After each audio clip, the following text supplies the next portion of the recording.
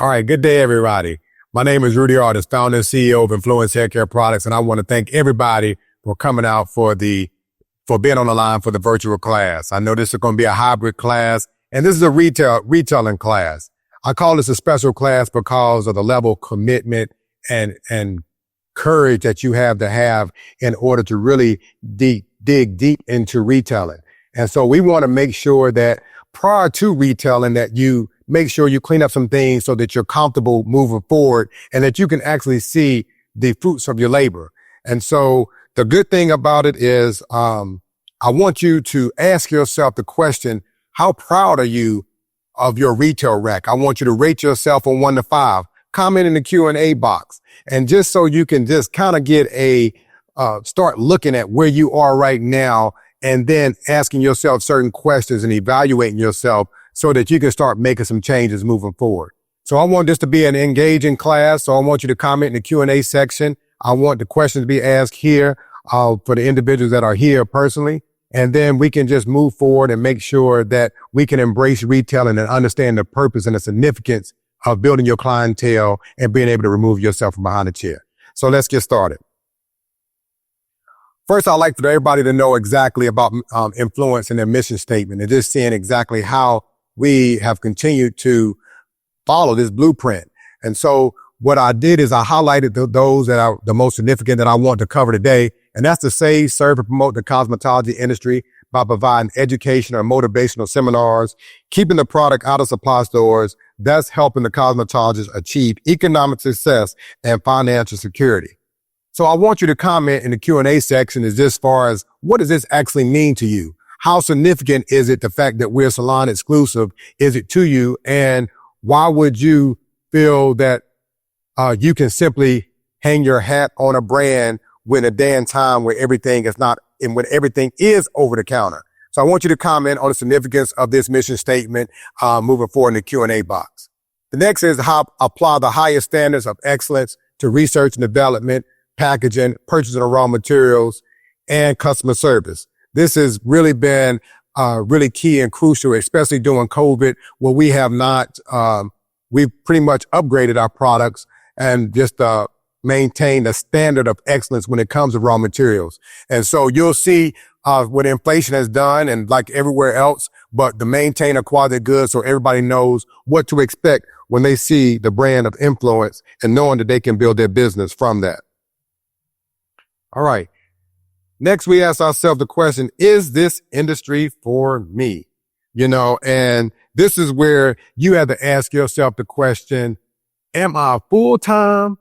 Am I part-time? Or am I considering no time?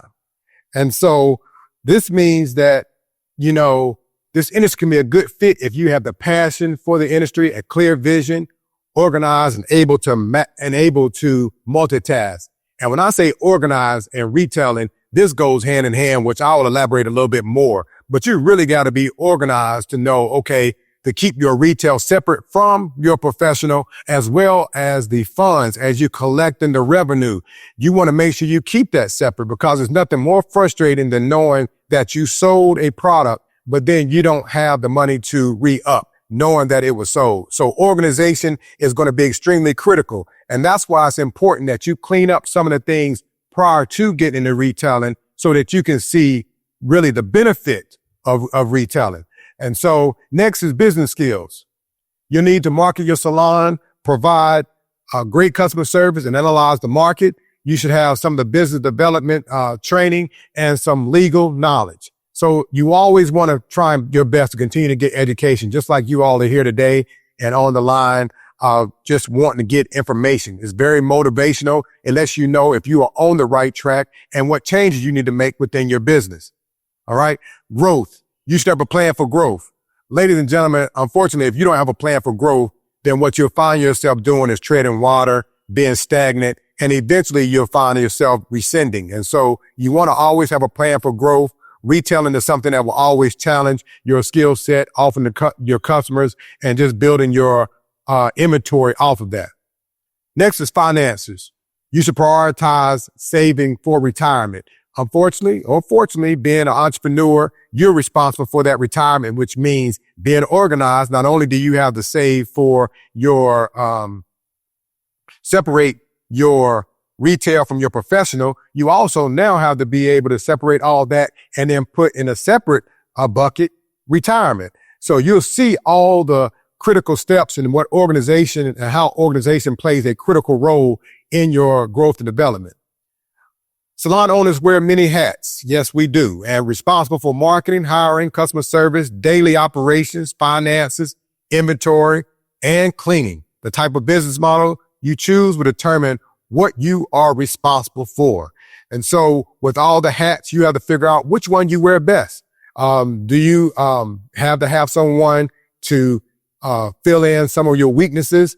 Then that's going to be another expense that you have to take into consideration. But this is where you prioritize and organize your business as such so that your weaknesses can become your strengths. All right. Moving right along, we have the expense sheet. Now, again, when we start talking about retailing, some things we have to make sure that we clean up prior to retailing. We want to make sure, okay, am I in a good position? How did I get here? Okay. And you want to be able to analyze your business in such a way that, you've made good decisions up to the point that you want to start retailing. All right. And if you haven't, you want to clean some things up prior to going into retailing. Salons struggle to make money when income from services is less than or equal to the cost of doing business. Well, some might ask, we hear this phrase quite often, but what is the cost of doing business? Simply put, the cost of doing business is what all of your expenses add up to. And unfortunately, this is something that we do not take seriously enough to be able to sit there and analyze our business. And so what I have next on the slide is just a personal budget worksheet. Now, with this personal budget worksheet, this is what you know what to pay yourself. This is what you will cover all of your personal expenses. And if you can see, all this is pretty much itemized and you just fill this out thoroughly. I challenge each and every last one of you to fill this out because this is something that is extremely overlooked. But as an aspiring entrepreneur and someone that wants to really not just maintain, but grow their business, this is a significant sheet that must be filled out so that you can evaluate where you are and how you got here and what you can eliminate so that you can even make more, you can pay your company more. And I'll say the ultimate goal is to minimize your personal expenses when you operate in a business so that you can take more, so that you can pay the company more. We'll go more into detail later on that. But your personal budget worksheet, fill this out thoroughly. This has everything on there, even your tips that you take home. You want to be able to be so organized, once again, that you're able to understand exactly what it is that you are making and bringing home. All right. Now, being an entrepreneur, you are responsible for your personal expenses, but guess what else you are responsible for? You got it. The business. So the business has to take care of the business and the personal. So what I put up here is a list of all of the business expenses and I've itemized them and there's several sheets that I want you to be able to just look at. I have a couple of things highlighted because I just want to bring to our attention. But on this business worksheet, we have insurance and health. But what I like about this, even bank charges and credit card processing, that's a part of business expenses that you have to take into account so you know where every dime is going. It's not highlighted, but I just wanted to bring that to your attention. Next is the health insurance. I highlighted this because this is significant, because this is what discourages us from being full-time behind the chair because we find out what insurance cost is. But we have to really, as entrepreneurs, we have to really be able to sit there and say, okay, well, what can I do in order to stay here full time and accommodate this insurance cost? What does it cost? If you knew what that cost could be, then you would know how to really break that down, which we'll get into a little bit more. Okay. All right. We have a question. I have been in the industry for over a decade and I've never been taught how to use a budget plan. And my question is, where do I start? That's an excellent question. You start, right at the very beginning, just documenting, everything. A lot of times you have things set up for your, for automatic draft coming out your account and you really haven't had it documented. But what I challenge you to do is go back through, take the information from your phone or from those automatic bill pays and document that so you can have everything itemized and you know exactly what you're working with. This lets us know that sometimes we work from day to day and we pay our bills as we go along and not knowing exactly where we are as a business and as a, and as a personal, budget. You don't know where you are. So once you document all of these things, you will be conscious of exactly where your expenses are and what do you have to do in order to break even. And then from breaking even to even grow and start making a profit. But the first thing you want to do is start right at number one. My monthly mortgage, fill that out, go down all the way to the bottom. And there's some things that may be missing. You go ahead and fill those out and come up with your total. And then that's what you need to make in order. That's what you should be paying yourself. Now, the goal is when you see the business worksheet, you have to take care of your business expenses as well as your personal expenses. So I'm going to use a total, let me go here. I'm going to use a total of $8,000 that the expenses came up to from a personal as well as business expenses, which means that I need to make $2,000 total a week. That's what you're going to hear me referring to, constantly. So the other one, as you see, is the retirement plan. Earlier, we said that you're responsible for your finances and retirement plan is one of them. And so with the retirement plan, you have to make sure that you are encouraged to put aside for your retirement. And depending on how long you have gone without it or not being aggressive, if you're behind, then you need to be more aggressive. But you have to figure out, put that number in right now, see where it is, and then see how much you can make in order to cover those expenses. So you want to make sure, but this retirement plan is highlighted because this will always make us go look for another occupation, another job. And this will discourage us from simply looking at the numbers and sitting there saying, you know what? If I come to work on Tuesday or if I retail, I can easily compensate up for this retirement plan or, this, health insurance. You know, if I start accommodating using other services, doing other things, you can find out that you will be behind the chair, and you'll be accessible to your clients, thus, being able to generate more revenue and covering all your expenses. All right. Next, we have business owners versus entrepreneurs. And you have to ask yourself the question and comment in the Q&A box. Once we finish and dissecting and telling you the difference between the two, I want you to be able to comment on whether you feel you're the business owner or the entrepreneur. All right. The business owner tend to focus on proven business models and established markets, which can lead to slower growth, but less risky. The profitability expectation is business owners typically want to see profit in the short term.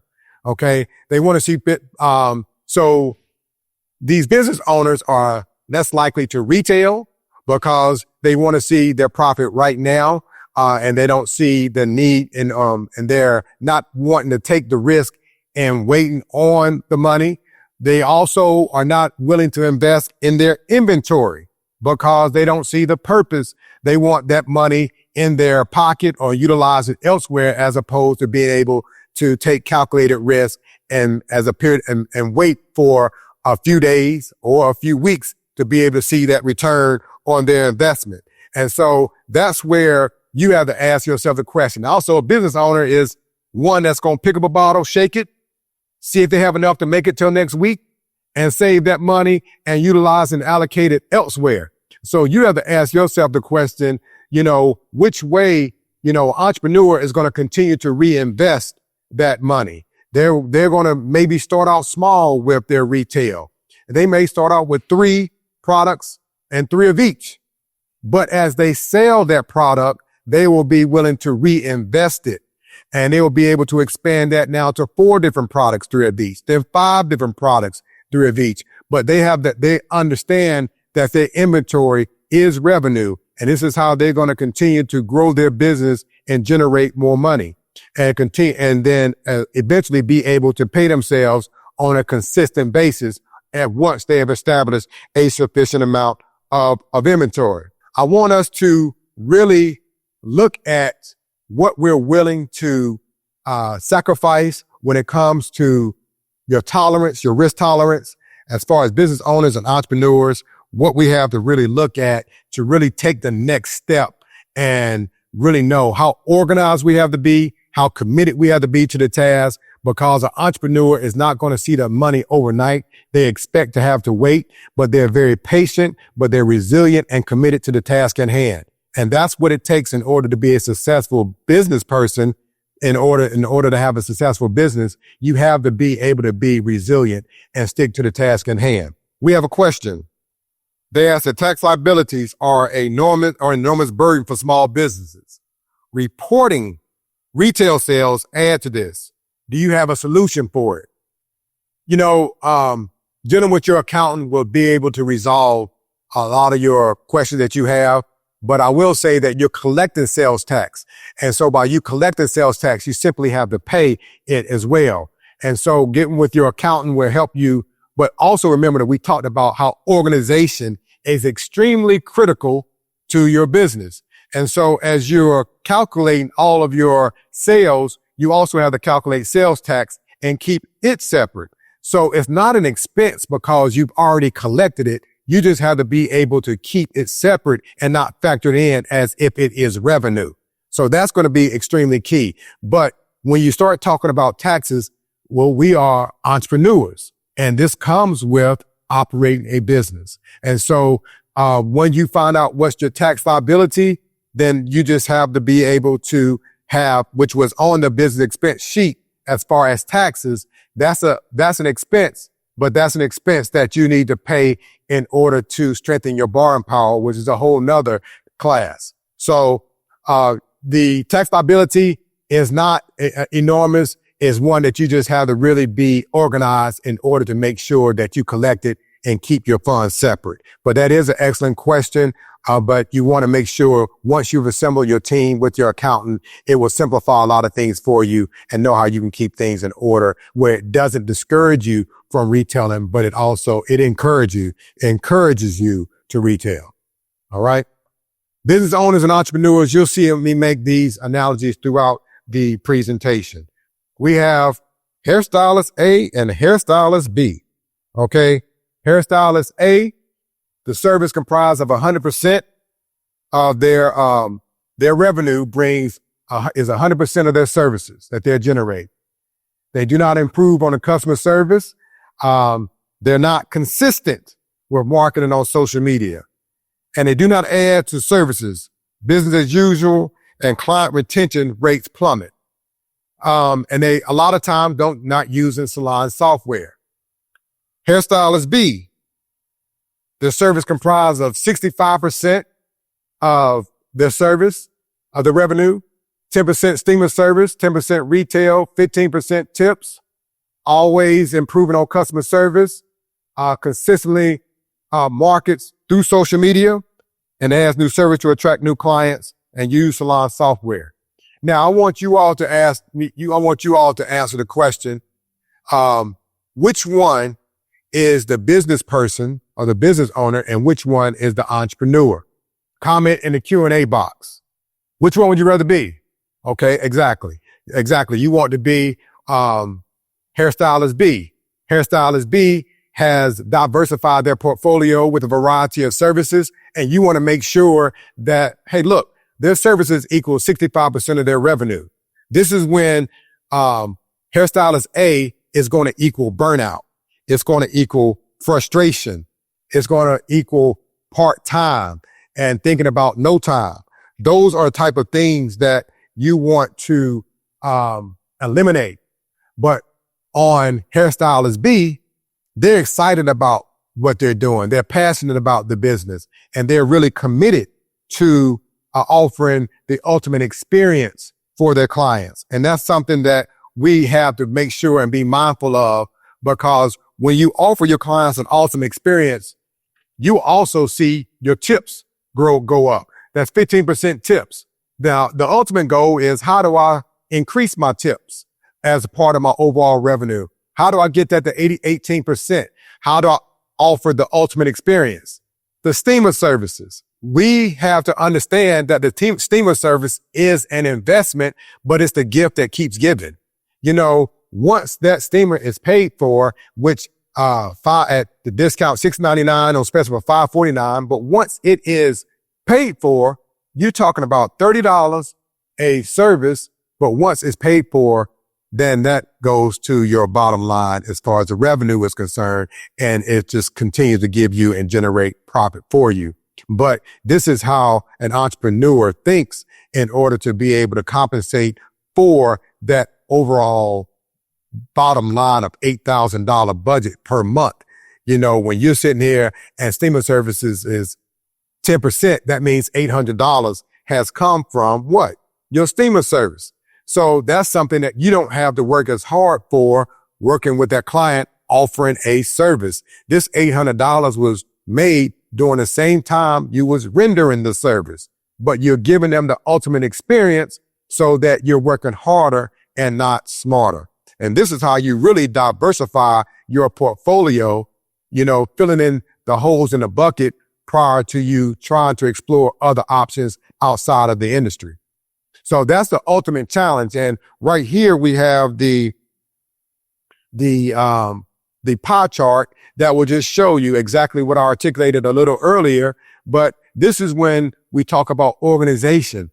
Ladies and gentlemen, this is the ultimate challenge when you come in at the end of the week and you sit down and you do your numbers. So just like the young lady who asked the question about where do I start, and writing down all those numbers, this is something that you do on a daily and weekly basis so that you'll know where you are and where you stand.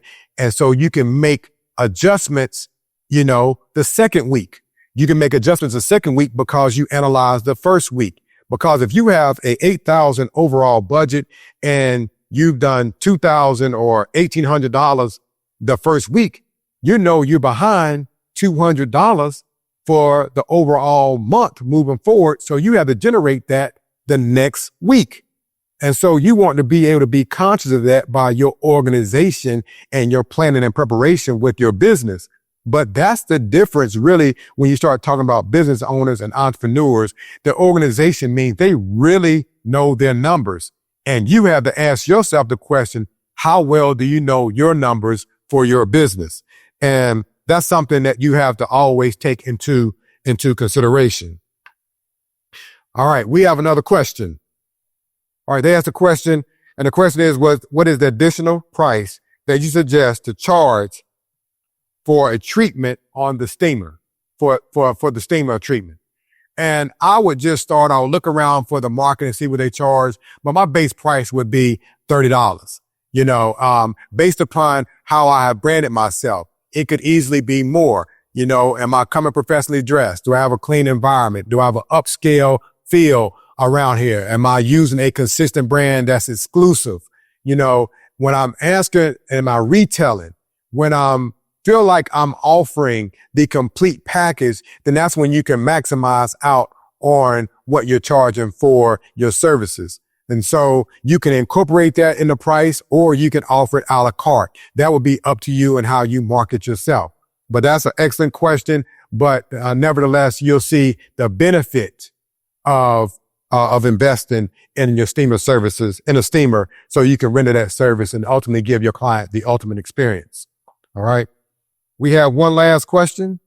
The question is, would you recommend a business course to someone who needs to learn how to run a business as an entrepreneur? This is an excellent question. The answer is yes. Ladies and gentlemen, I'll be the first one to tell you, knowing how to do hair accounts for 20% of your success. 80% of your success is predicated off management and marketing. And so I highly encourage you to get engaged and take business courses and make sure that you really have a thorough understanding of that 80%, because you were taught how to do hair. So you're excellent at your craft, but in school, they don't teach you how to operate your business. And then you're here getting thousands of dollars through your hands and how to allocate it, the tax liabilities, having to understand exactly why should I invest in retail? How do I operate? Why should I invest in a professional line of product? These are the type of things that you have to understand from a business perspective. And anytime you can take a business course, I would jump right in and just continue to take notes and make sure you understand accounting principles and things of that nature so that you don't experience burnout. Because this really is what really discourages a lot of not just salon owners, but it discourages a lot of entrepreneurs. They may have a good idea, but their ability or inability to understand the business principles becomes so frustrating that they'll find another means of income. And that's where you have to sit there and understand, why am I doing this? What's my passion? And understand that the business is very lucrative, but I just have to have the discipline and humble myself and learn as much as I can about growing a business. So anytime you can do that, and I will offer quite a few business classes moving forward going in the future, and we'll also let our audience know exactly when they will be. All right. Before I turn it over, I want to just comment on a few things that always be brought to our attention. As this is a retail class, hopefully you have been able to just plan out some things so you can do the necessary steps to prepare yourself to start retailing. But I want to inform everyone, yes, we are on Amazon. I get this question a lot. We're on Amazon. We are salon exclusive.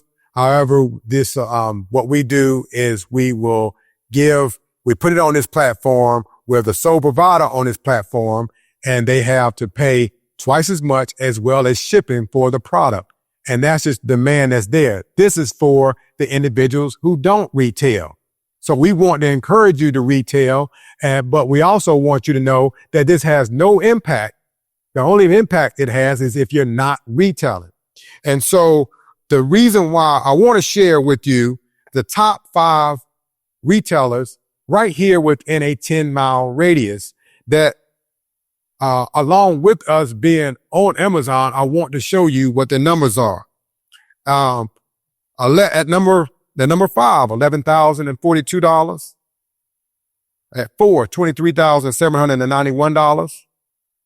At 3, $32,106. At 2, $34,979. And at number 1, $42,265.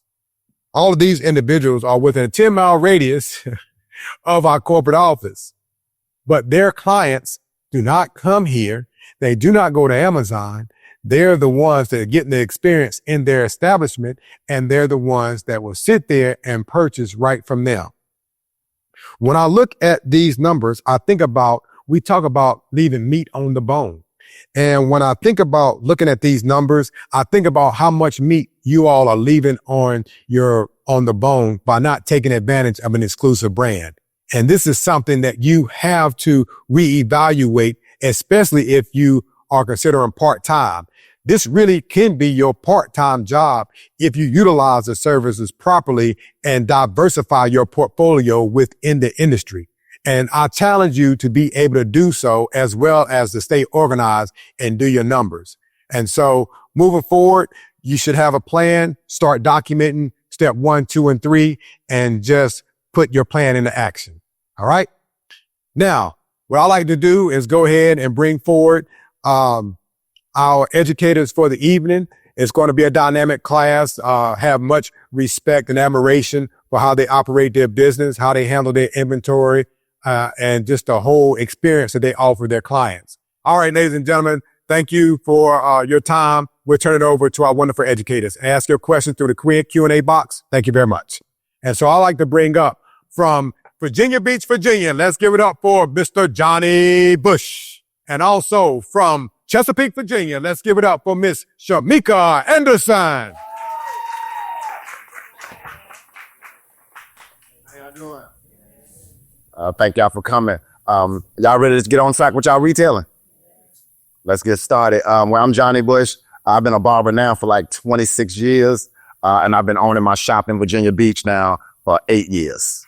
And I'm Shameka Anderson. I'm from Chesapeake, Virginia. I have the owner of Hair Elegance Salon. I've been in the business for 27 years, and I've been with Influance for about 14 years. So I'm kind of a veteran in this, but I'm still learning, and I'm still recreating new things for my business. So I'm going to talk a lot about that. I'm going to talk about a lot of mistakes I've made. Don't judge me. Just if you know it, if you know some of these things, just when you're at me to let me know I'm not the only one. Definitely. And we're going to show y'all some real things that we do in our salon to boost our retail and just maximize our income. Okay, so I'm going to tell y'all my salon story, my reselling story. I started retailing. I've been with the company I said for about 14 years. I've been retailing about 12 years. And the thing about reselling is I didn't take it as serious as I could have until the pandemic. Remember March 24th, 2020? How many of us was prepared for the pandemic? And I've been under Rudy, but I'm just telling you, I didn't follow instructions all the time. I'm letting you know I'm not perfect, but I learned from that. March 24th, 2020, the government shut down all of us, right? Yeah. Some of us kept working, right? A little bit when I don't tell nobody out loud. But in the comment section, on that day, I sold everything in my salon. Everything I had on the shelf. But what I didn't have was inventory. I didn't have a backup. I didn't have any of that. And I should have because I've been under them for a while, but it just, sometimes it's like that. So what I realized right then and there, I realized inventory equals money. In the comment section, when I say inventory, I want you to just put some dollar signs in there because inventory does equal money. I didn't have any inventory. During that time, took off about 2-3 weeks and realized that I have no money coming in. And I have responsibilities. Definitely. During the time that I didn't have any money coming in, I realized that Mr. Rudy told me that your resale is your first or second job. At the time, he was saying second, but I'm telling you right now, reselling can be your first job. Right here, retailing was my only job. That was the only income that I had coming in. So I was able to separate my retail from my personal because I didn't have any more money coming in, right? So that's when I started to take it serious. I done worked for 5 months, started retailing, reached out to my sales consultant, Ralph Shaw, who is the best, because what he did was talk me through the whole process and make sure that I had products to sell. And I became a sales consultant for a little bit of time. But listen, I was meeting my clients because they wanted shampoo and conditioner. And I've taught them that you want the right shampoo and conditioner. So I retailed for those 5 months I was out. When I got back into the salon, that's when I realized I do not want to go backwards again. I prepared myself so if it happens again, and it could happen again right now, we know that it could happen again. I make sure I have my inventory. When I have my inventory, that lets me know I have money in the bank. I can sell those products. It works for itself. I don't have to work hard for that. So I hired an assistant who actually was an accountant who knew numbers and taught me about numbers. I knew how many products I needed. I knew what product, how much to keep in stock. I learned all of that during this time, and I vowed to never go back to that. So I just want to tell you, it's a real story. How many of us was prepared for the pandemic? None of us, right? Exactly. That's okay. But what I did learn is I'm not going backwards. So I have my inventory now. You cannot go in my salon and see that it's not completely stocked from the front shelf to the back shelf to the back bar. What's your story, Bush? Because I've never seen a barber. And when we was doing this and he showed me this picture, first of all, I said, well, where do you get those products from? Because you got to tell me what it is. And he went through it. So tell me your story as being a barber. Well, speaking of my guy, Ralph Shaw, this is where I met him at. This is the year I met him, 2016. I didn't have my shop then. I was working in a shop, and it didn't make a lot of sense to me to keep sending my clients to Sally's to get products. So what I was sending them to go get, I just ran there to get it to save them from steps. So, and you can see I got my little retail shelf here. I got the prices up there. Strictly barber stuff, wave pomades, and but he saw me scrambling, so he came over to me, and he just gave me a brochure to come to a mop. So he said, "Man, you need to come out to this, get this information." So I said, "Okay, I'll come out." I came out. You see, I'm excited. I did a boomerang. You know what I mean? So I'm in there. I'm learning about the product, and then I learned that it was salon exclusive, meaning that my clients could only get it from me. So then a light bulb went off in my head. I didn't have to get those products from Sally's anymore. So, but on top of that, I started to learn color. I started to learn like gray coverage, because a lot of my older gentleman clients wanted gray coverage, but I had to send them to you guys. So to stop me from doing that, I learned color, learned gray coverage. And it was just a great experience for me, man. I bought my first order in 2018, that little bitty order right there. I was so proud of it. I thought I was going to make $1 million off this order. But what happened was I started to learn the product. I didn't really sell anything until I started to learn it.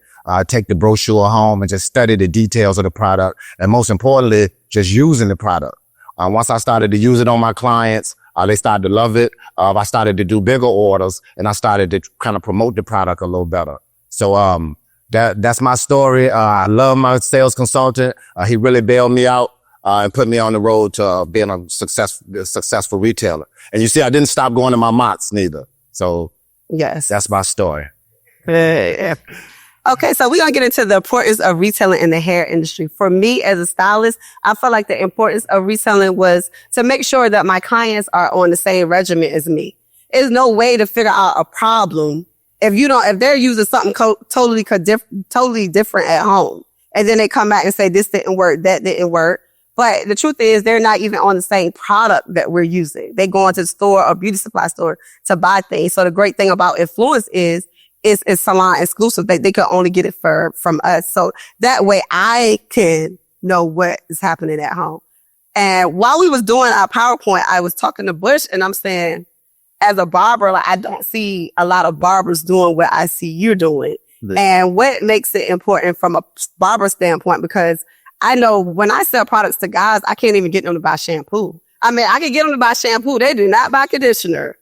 And the guys would be like, I don't need conditioner. So I was asking Bush, like, so how? It's definitely important for just all the same reasons it's important for y'all. We need it. But the thing about men, the thing about us is we'll use anything. We'll grab one of y'all moisturizers, and them just might not be the right thing. So it's important for us to kind of retail and talk to our clients about the right things to use, because they'll come in with anything in their hair. That's definitely why it's important for us. Yeah. Did you know that if you sell your client one product, there's the 30% chance that you'll have client retention? Yeah. If you sell your clients 2 products, it's a 60% chance that client will return. But if you sell your client 3 or more products, there's a 90% a 90% chance that client will return back to you. And that's our overall goal, right? Yes. To have client retention. Client retention equals referrals. It equals purchasing more product. So you want to make sure that you do retail to your clients and make sure they on the same page that you're on. Yes. And you will see us create packages, and show them to you. Those are bundles with 3 or more products in it. That's to get us to that 90%. Because once you give them those 3 or more products, and give them that treatment package with it, that treatment instructions with it, then they'll come back to you most likely. Another thing is we want to enhance the customer experience. Yes. Listen, we have to get back to customer service with our clients. Yes. Nowadays, I see a lot of not returning calls. I see a lot of everything is on a computer. You don't talk to your client. Customer service is important. Building a relationship with your client, building a loyalty with your client. You have to get back to our consultation, analyzation, and pouring into our clients. Yes. That's the way to get them motivated. That's the way to be able to even retail to your clients, because if they don't trust you, they're not going to buy products from you.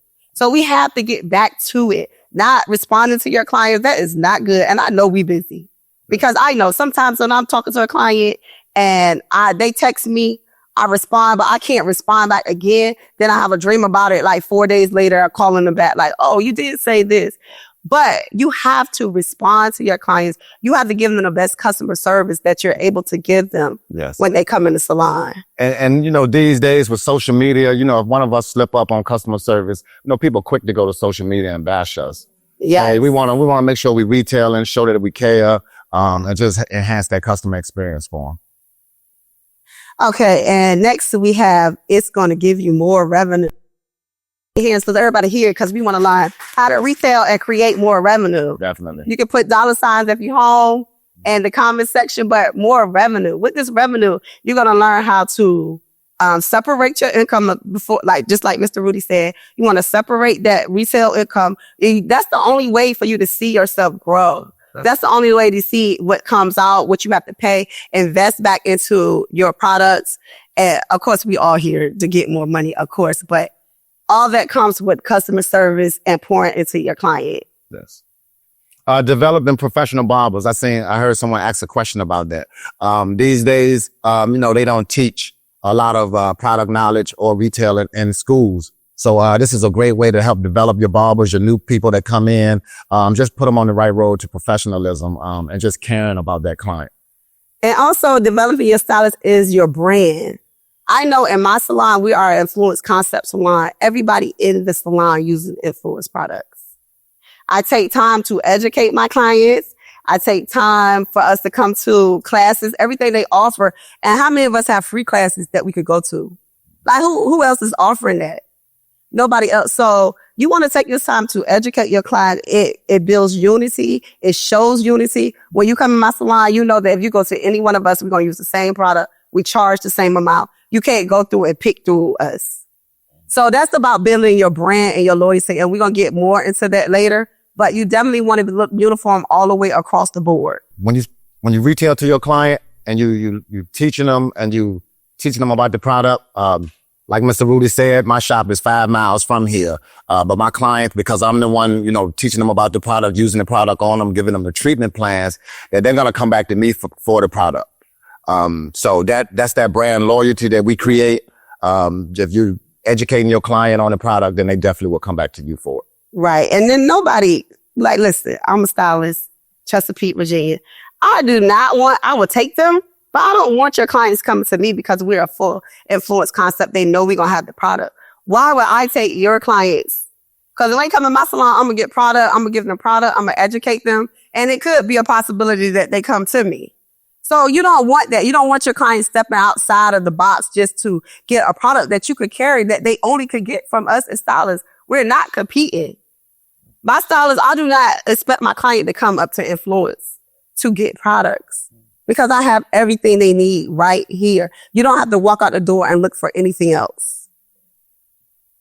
And their brand loyalty is very important because that builds trust and that's going to help them. That's going to guide them in what they need. And I'm going to go to my stylist. They're going to refer somebody else. Go to my stylist. That's our goal, right?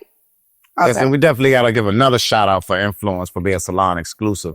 Yeah. Definitely. So, the training and the support like we have here, free classes. You saw me in my first mock. Just the information that they give you, the confidence that it gives you to retail. It's just, you just can't put a price on it. So you make sure you come into your mocks, getting the education, and it's definitely going to boost your confidence when you're talking to your clients. Yes. And the great thing about Influence, this is why I chose this product line. Have you ever seen a product line that you could actually talk to the owner, the CEO? And if it's a product that you feel like it wasn't completely right, if he get enough, well, not even enough. I'm just saying, I just talk to him and tell him I didn't use this, or just tell him the whole step. I've seen Rudy go and talk to the chemist. Have had anybody come in your salon that's even interested in what we think about the products that we're using? No, not one, right? That's what's so great. And that's why I chose Influence. Yes. And also in this, I want to say, you want to build a relationship with your sales consultant as well, right? Because your sales consultant is really your key to success. I could talk to them about business. All of that is important when you're trying to build a brand and become an entrepreneur. Definitely. And being connected to this product is going to elevate your business and your image. I'm definitely a recipient of that. It just, you attract, when you use the high quality product, you can attract a high quality of clientele also. Yes. So definitely, and like I said before, your clients will look at you as authority in hair care and will come to you for it. So, definitely let's get Influance another little round of applause. Thank you. Okay, so, and here's the video with Rudy. It's to the point where when I went into a beauty supply around here to get rubber bands and I had on my Influence apron and the guy was like, we don't have no products in here. And I was like, okay. I was just coming to get rubber bands and plastic caps. I wasn't even saying anything, not realizing because I had on an Influence apron. But yes, this speaks volume and everybody saw this. Like, this is major to me. Definitely. So we were talking about planning. Where we move those clients from Tuesday to Thursday so I could be off on Tuesday? No. What you're going to do is you're going to sit there and you're going to look at your book. You got 2 clients up there. We're going to figure out how to maximize with those 2 clients. I'm not telling you to oversell to them. I'm not telling you to give them things that they don't need, but I'm telling you to sit down. If she coming in and getting a braid prep, which is the protein treatment, and that's going to be clipping her ends, getting her ready for her braid service, why not offer a braid package with that to maintain her braids while she's gone, to keep her scalp clean while she's gone? You ever thought about that? You can add that into your service. So that's going to add on an extra $80 to $90 to your service. Your client is coming in a blowout. We want to make sure they're using the correct shampoos and conditioners. We're going to offer a steam treatment. When I first got the steamer, and this is something that I did, I ain't telling you to do it, but it did work. I did a steam treatment free on every client that I had. The steam treatment works for itself. Clients came back and asked for it. So sometimes they feel like I'm giving them something, but what I'm really doing is like teaching them about their hair, showing them how it really works, and then they will notice the feel, notice the difference, and they're going to ask for it. That's if you can. It's understood if you can. But if you can, just offer that. Get the steamer and just offer a free one for your first one. And then after that, I'll guarantee your clients will ask for it. Knowing your products. We're going to give you a little brief product knowledge, and just show you a few ways that we use the product on wet hairstyles, especially for us barbers. And, we're going to go through it a little bit. All right. So now we have our new products. We're going to start with our new products, y'all. How many of us have tried the new products? In the comment section, just hit a exclamation point or something and let me know you're there. Yeah. Okay. So we're going to start off with our Rosemary Carbon Shampoo. I like to call these, I got this from Miss Karen, a specialty shampoo. The great thing about our Rosemary Carbon Shampoo is it's a deeper cleanse. It's also going to stimulate the scalp and promote hair growth. It has charcoal in it, and it also has sea moss, honey, and avocado in it. I'll start talking for you. And then another great thing about it is it's sulfate free. So we can use this on our clients that has color treated hair, and they may be experiencing some type of dryness with their hair. But you can use the Rosemary Carbon Shampoo with that. Yep. And it also has, go ahead, Bush, because I was talking too much. And barbers, we can use this product in place of our And barbers, we can use this in place of our deep cleansing shampoo to exfoliate that scalp and just get that dry, sharp hairline that we like to use with our trimmers. So instead of the deep cleanse, use the Rosemary Carbon with the charcoal for that. And also it has DHT blockers in it. Let me get a hand clap for that. It's going to help with thinning. I had a client that come in that was a doctor, and she said, well, do y'all have any shampoos that have DHT blockers? Well, yes, we do. I have 2. Actually, let me tell you about them. So yeah, that's a great thing. And it's going to help with thinning hair as well. Next, we have our Rosemary Carbon Conditioner, which is, I love because it doesn't leave a film on the hair. First of all, a lot of, dry scalp shampoo conditioners will leave a film on the hair. It doesn't do that. It moisturizes, and also it contains the sea moss, honey, and avocado. It's sulfate free. You was looking at me. And also has the DHT blockers as well. Yes. And barbers, we're using conditioner now. So make sure you get the carbon conditioner with the shampoo. Okay. And we also have our new Rosemary bump control coming soon with CBD and lemongrass. It's alcohol free, anti-inflammatory, and it's moisturizing. For my guys at home who clean themselves up during the week with their trimmers at home, this is going to be great for you to stop you from bumping up under the neck or anywhere that you put your trimmer at. So this is a great product. Wait for that. We look forward to this coming out. All right. Next, we have our Rosemary Growth Serum. First of all, anything that says growth turns our clients on, right? Can we agree with that? But the great thing about it is it has CBD and lemongrass. It's highly concentrated with vitamin E, which is going to stimulate your blood circulation, which is going to help their hair grow. I do recommend that you tell your clients how to use the product. Because it's so potent, I don't feel like you need to use that every day. I tell my clients use that every 2 days or every 3 days and just lightly over the scalp.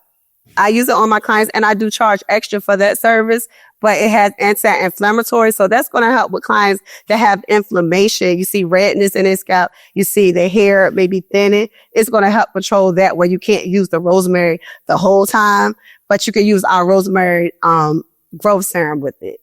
This is going to promote hair growth, but especially in the shop, guys like it for their beards. Some of them have those thinning areas that don't grow like they wanted to. So we'll put it directly on the affected area and just comb through it. So this is a great product for beards and anywhere where you're trying to promote hair growth. Everybody good? Any questions? Is that oil? It's like oil?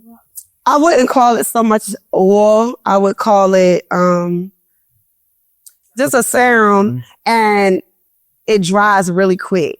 So when you put it up there, it's not going to keep the hair wet. And I just want to make sure I say that. So when you use it, you can use it wet or dry. So I do recommend it for my clients to use it because their hair most of the time is going to be dry. I use it before or after my shampoo. I mean, not the shampoo, but wet or dry. But you can use it and it dries really quick. So it's not nothing that's going to be on the hair that causes extra oil. It's just a light serum. And it's going to help just promote hair growth. Yes, Nevada. All right, Mika. First question is, what is the benefits of the charcoal versus the sea moss? When would you use which one? The benefits, so his question was, what is the benefits of the charcoal and the sea moss? The charcoal is going to give you a deeper cleanse. So if you see a client that needs like more cleanse and not strip the hair, you can use the carbon shampoo. The sea moss to me, the sea moss is going the sea moss just breaks down the hair. When I use the natural clients, it goes through their hair, breaks it down. And I have RA, so it's just an easy breakdown. It's going to condition the hair and also promote hair growth. Both is going to help with the DHT, but also it's going to condition the hair and strengthen it. All right. We're going to keep moving. Let's go. All right. Next, we have our sea moss fusion conditioner, which is infused with honey and avocado. The honey is going to moisturize the hair. And the avocado oil is going to help strengthen hair as well and give you good blood circulation. It's natural sea moss curl pudding. It's going to define curls, enhance body and bounce. We also like to use it on guys who have low haircuts but don't have waves. It really softens their hair. I actually use it on the CEO, Mr. Artist, and it's great to soften his hair. And it puts a little curl pattern in it, but it don't wave it out real as much as the wavers have. But it's a great product to soften the hair. Yeah, and I also use the sea moss curl pudding for my two strands twist sometimes too, just to add like a nice curl to it with their natural curl. It's going to enhance your natural curl and give you a great sheen. Silk Recharge Spray Serum. Now this spray, I absolutely fell in love with it. I use it mostly for my silk presses. But what I find with the silk press, you have to educate your clients on how to use them. We had a client to come in. I use it to do my blowout. So it's a heat protector as well, but it just adds extra silkiness to it. It's a spray serum. What I find is I didn't know one time that my assistant actually blow dry her hair, my client hair with it. And then I came back and I was using the spray to silk out as well. And her curl pattern kind of reverted back because the product is as well as for curls. It's going to recharge your curls. So that time I realized my client, when she said, yeah, my hair, she sent me a picture the next day. And she said, like, my curls, like, it's not flowing the way it normally is. I had no idea. And I should have been paying attention, but we didn't know. And so I learned right then and there that you don't need to overuse the silk recharge spray for your blowouts. But for your curls, it does excellent. It's going to recharge the spray, recharge your curls and bring life back to your curls. All right. Next question is, can you use the rosemary carbon shampoo on gray or blonde hair? Oh, okay. That's a good question. So yes, you can use it on gray or blonde hair. I do emulsify it first though. It is a charcoal color, so it's a darker color. But you want to make sure, my thing is making sure that you rinse it completely out the hair. And I emulsify it before I even apply it on someone that may have light or gray, light blondes or gray hair. All right.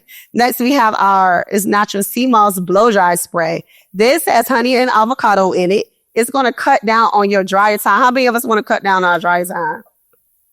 Yes. It cuts down your dry time 50%. It also can be a heat protectant. And it's going to break the hair down so good, y'all. I'm not even exaggerating. Y'all don't use that yet, do you? No. Oh, A lot of right. Okay. We have our all textures holding gel. Now, listen. Listen, stop using that dark black gel. There is no need for that. No more. We should not even be having that in our salon. Our all texture holding gel, it's going to give you an excellent hold. It's going to give you a firmer hold. It's going to lay natural hair down so well that you would not even, if you use a black gel, you're not going to want to use that no more. You don't have to.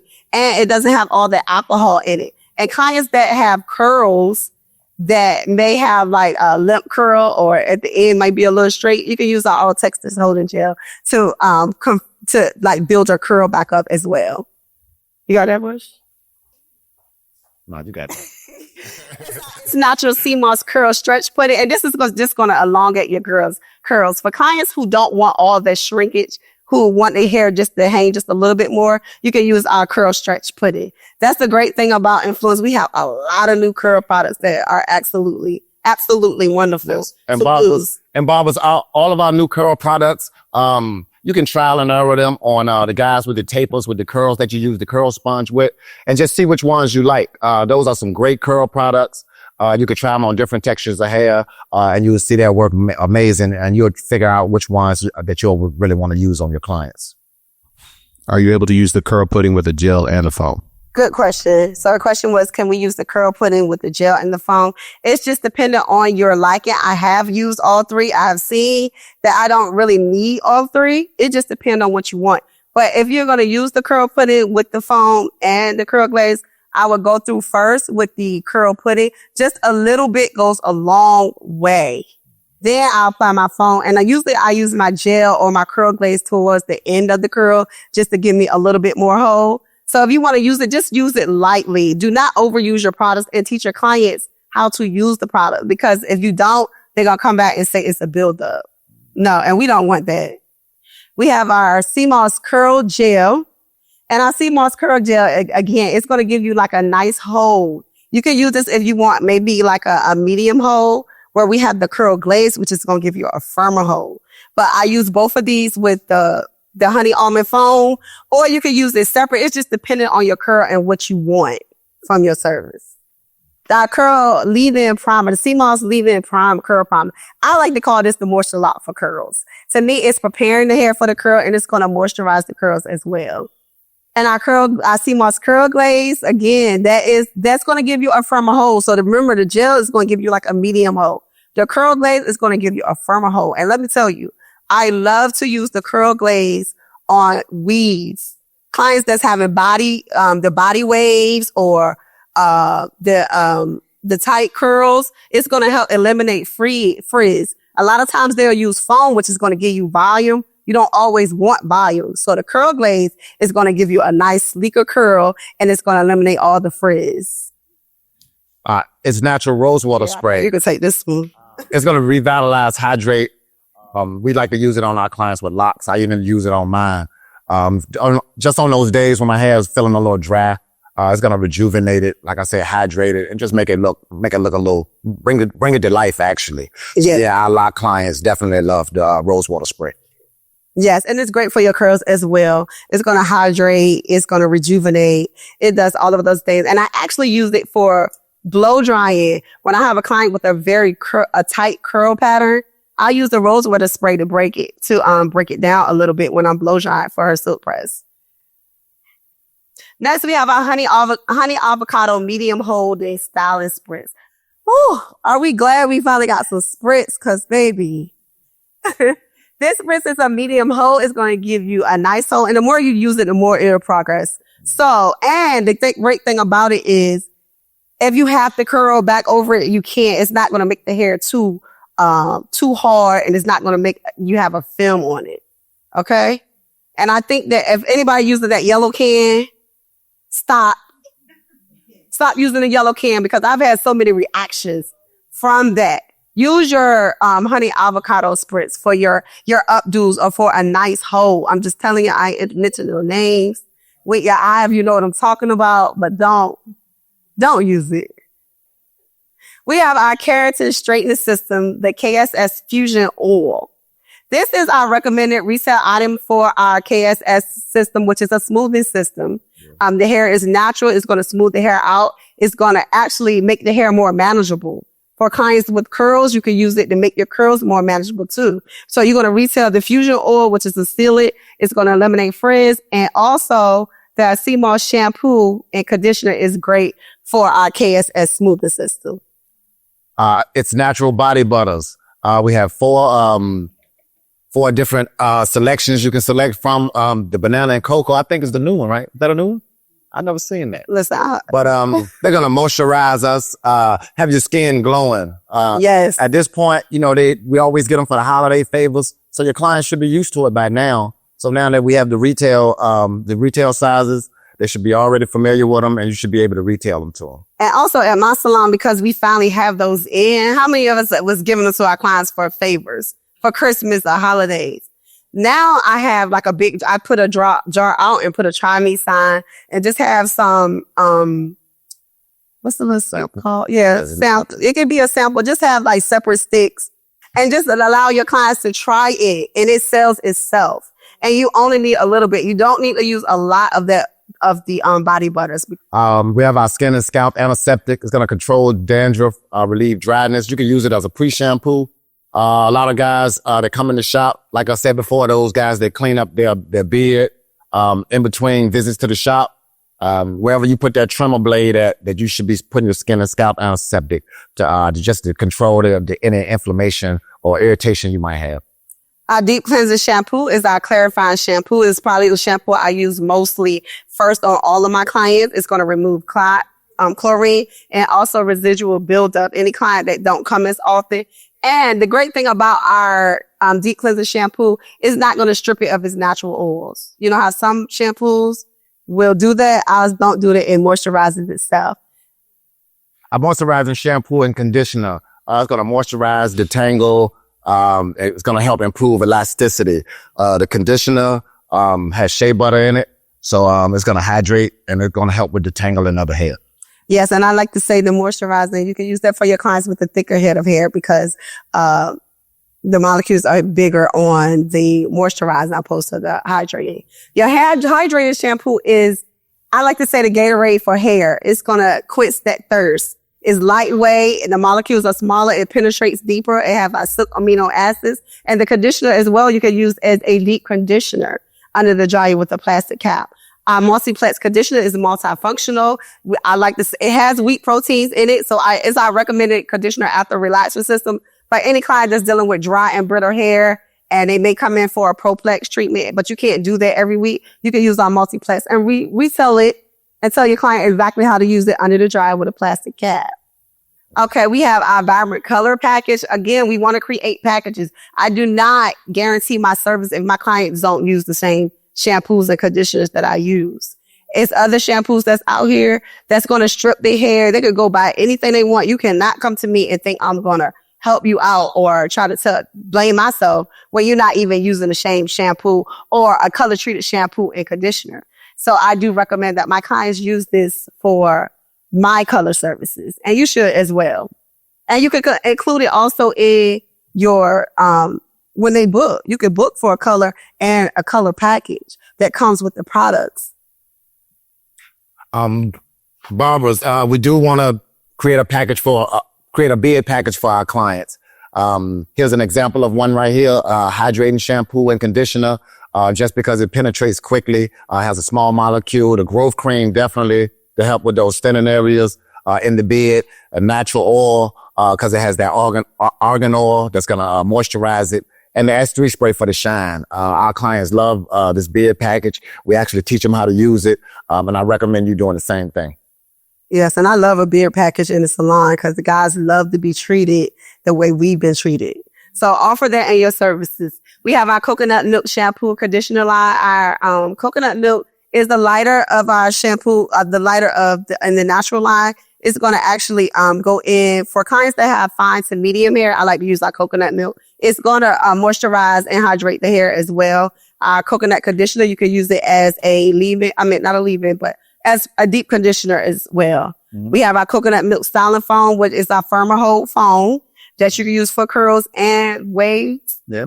And just when you want a more of a hold.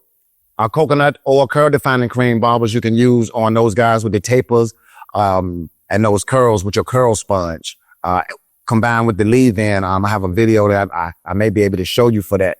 But depending on the hair texture for those tapers, you want to use either the Moisture Lock or the coconut oil curl defining cream. Yes. Our Moisture Lock, one of the number one selling items in our salon. Yes. Our Moisture Lock is going to relieve dry and itchy scalp, and it's going to moisturize, rebuild, and maintain the moisture in the client's hair and improve its tensile strength. Yeah. When y'all use it, the same thing? Same thing, the guys with the tapers. Definitely, this goes hand in hand with your curl sponge.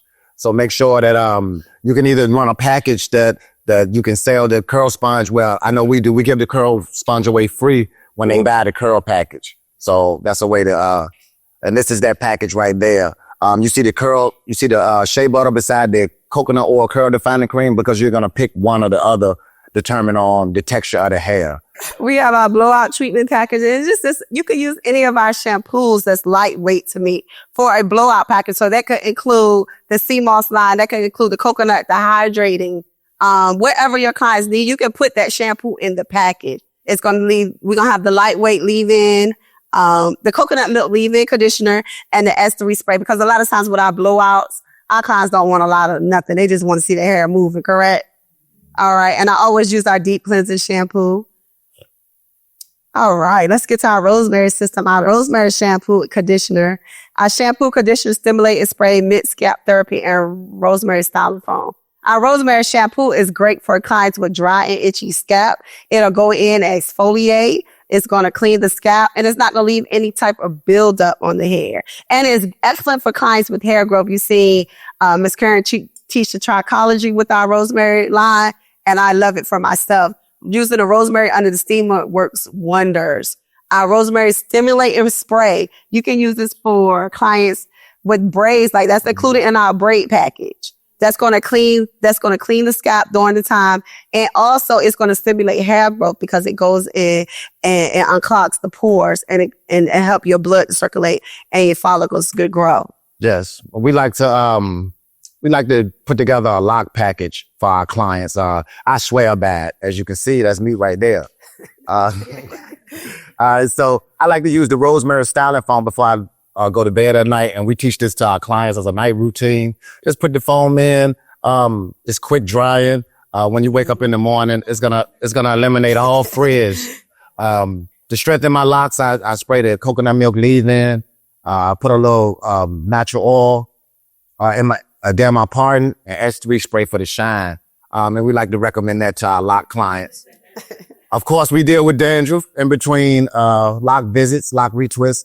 So a little stimulating spray to kind of control the itching. Scalp therapy down the pardon.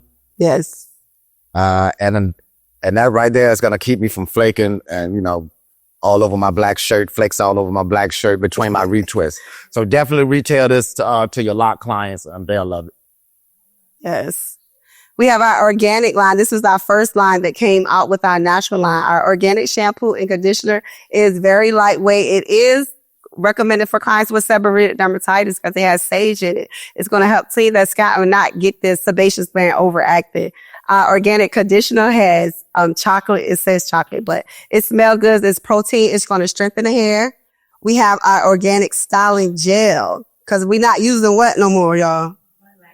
That black gel. Our organic styling gel is going to give you a nice hold. You can also use it for your curls when you're doing your curl sets as well. Our organic complex is the lightest of all our scalp oils, And it also has DHT blockers too. So you can use that for clients that's dealing with thinning and dry and itchy scalp as well. And it's not going to have the menthol in it because some clients can't take all of that. Then we're going to get to our block label styling and finishing aids. And I think Bush. Barbara, this is a few great products for us to retail. Mainly the oil sheen, the hair scalp conditioner, S3 spray, stimulating scalp oil. We love to use this holding spray, to spray on our clients before we edge them up. It's going to hold that hair, but it won't stiffen it up. It'll still have it manageable.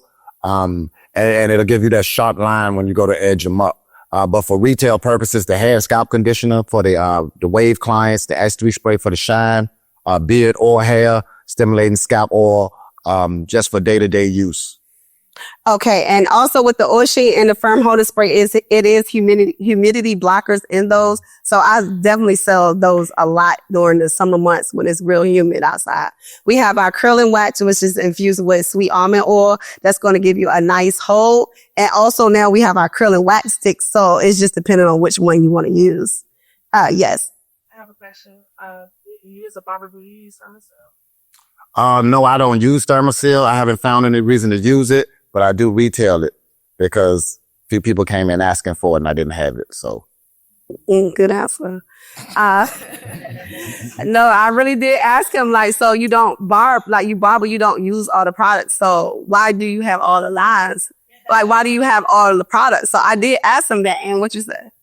Barbers bring their spouses, their wives in and they just sitting there and they staring at the display case. And then when the guy gets up after his haircut, she be like, y'all got Thermacell. But you've been looking at it the whole time with no well on that. But I had next time. Yes. So that's good. That's why it's good to keep everything stocked. Our Thermacell is I actually sell this to my clients for night sweats, dealing with early summers or whatever they call it. It repels moisture. So you know how you have a client sitting right in your chair and the next thing you know, she was like, can you cut the fan on? I use Thermacell. That's going to help repel your moisture. So I resell that to my workout clients. I use it for anybody that's doing the hot flashes or whatever. It's definitely, I did a workout video where I went and worked out and showed when I come back from my workout that my hair cool down. I apply the Thermacell, then I tie my hair up, shower, come back, and you'll see that my hair actually stayed the same because the Thermacell helps get the moisture. And you can also use it for pressing as well. Yes. Okay. All right. Now that you have the product knowledge, we're ready to set your budget. So to start retailing, you saw Mr. Rudy talk about this earlier. You have to set your budget. You have to know what you will be able to afford to get. So you do have to do your personal budget worksheet and you have to do your business budget worksheet. What you will find in your personal, you probably need to cut back on a lot of stuff because what you don't know, you got a lot of subscriptions, places. Mm-hmm. You have stuff that you use and you paying for that you don't even realize. Just unnecessary money spent. And you can put that towards your business. What I did learn from Rob, what he told me was a lot of people worry about their personal so much. But what you need to realize is your business is what takes care of your personal. Mm-hmm. So cut back on your personal experiences, your personal expenses. Mm-hmm. I'm sorry. Yeah. Your personal expenses and take that money and use it for your business. Invest in your business because inventory equals what? Money. You got to be able to repurchase your products. And we're not spending money, we're investing money. Yes. There's a difference. All right. What product should I keep stock? To me, I say all of them. Just like Bush said, I don't want somebody to come in. The worst feeling is for a client to come in and you do not have a product. Or you say, I got to call my sales consultant. And I do got a sales consultant, a good one, where I could call, but that client might not even come back to get it. So have the product stocked. Figure out what your budget is. Try to do at least 3 of each product that you can. And that way you'll know. And after like a 3-month, just watching your inventory, watching how it moves, you'll know how you need to order. So, and if you can't do that, because I'm not going to sit here and act like I just all of a sudden brought all my products, because I didn't. I did what I thought I needed and I did what I specialize in. I love short hair. So I made sure I had every resale product for my short hair. So if you specialize in a certain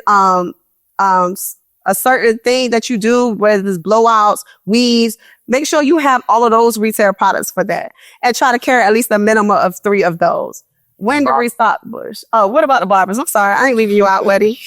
And barbers, we should at least have products for the wave package, for the curl package, for the sponges, and for the beard, because those are going to be our 3 main, as far as our major services that we do. So definitely keep those products for restock. In stock. Yes. And you restock as soon as a product is purchased, you restock that product immediately. yes, do not spend the money. Understand me? Say it, y'all. Do not spend the money. Reinvest that money into yourself. Rebuy your product. And if you really want to get serious about reselling, invest all the money into your product, because inventory equals what? All right. Understanding your clients and building healthy relationships is going to just help you retail. It's just going to show that you care. And then, that's when you get referred to other family members, whether it be for services Right. or retail. So build those healthy relationships, man, and understand your clients and talk to them. And pour into your clients. I need everybody to understand we got to get back to our customer service and making our clients feel important. Yes. All right. Yes, indeed. Effective retailing starts as soon as you lay eyes on your client. How many of us have assistants? No, okay, I do. So at one time I was letting my assistants get to the clients first, but the truth of the matter is I should get to my clients first. I'm just telling you what I used to do. I don't do that no more. Don't judge me. Listen to your clients, talk to your clients, find out what it is that they're seeking, what they want, and that's how you're going to be able to plan what your client's going to need before they leave. We're going to get into retailing display. Create an attractive retailing display. Right here, we took 8 attractive retail displays and we showed them. One thing they're visible. When you first come in these shops, you're going to see these retail displays. They're not in the back. They're well lit. They're going to be fully stocked. Make sure they're fully stocked. Yes. Make sure it don't look picked over. When someone takes a product out, bring the rest to the front. Let them know that they're available to be purchased. Don't have them looking dusty. No, clean. That's the next one. Yes. Every week or so, go in there and wipe them off. Clean the display case, and make sure that it's organized. Another good thing is, it just looks uniform when you have, one product line. I'm not telling you to not, retail another product, but just don't have it up here, because it just makes everything look rolled off a little bit. So, definitely have your retail display up to par. Effective sales techniques. So it's a lot of different ways you could do it. First, we want to, like I said before, I notice we always saying listen to your clients, consultation and analyzation. You're going to hear me keep saying that because we have to get back to that. You want to listen to your clients, know their wants, their needs, their desires, and what their goals are. Mm-hmm. Include treatment plans. Like I said, your hydration treatment, your Proplex treatment. All of those are in treatment plans. Have your client know that every 6 to 8 weeks, you're going to get a Proplex treatment.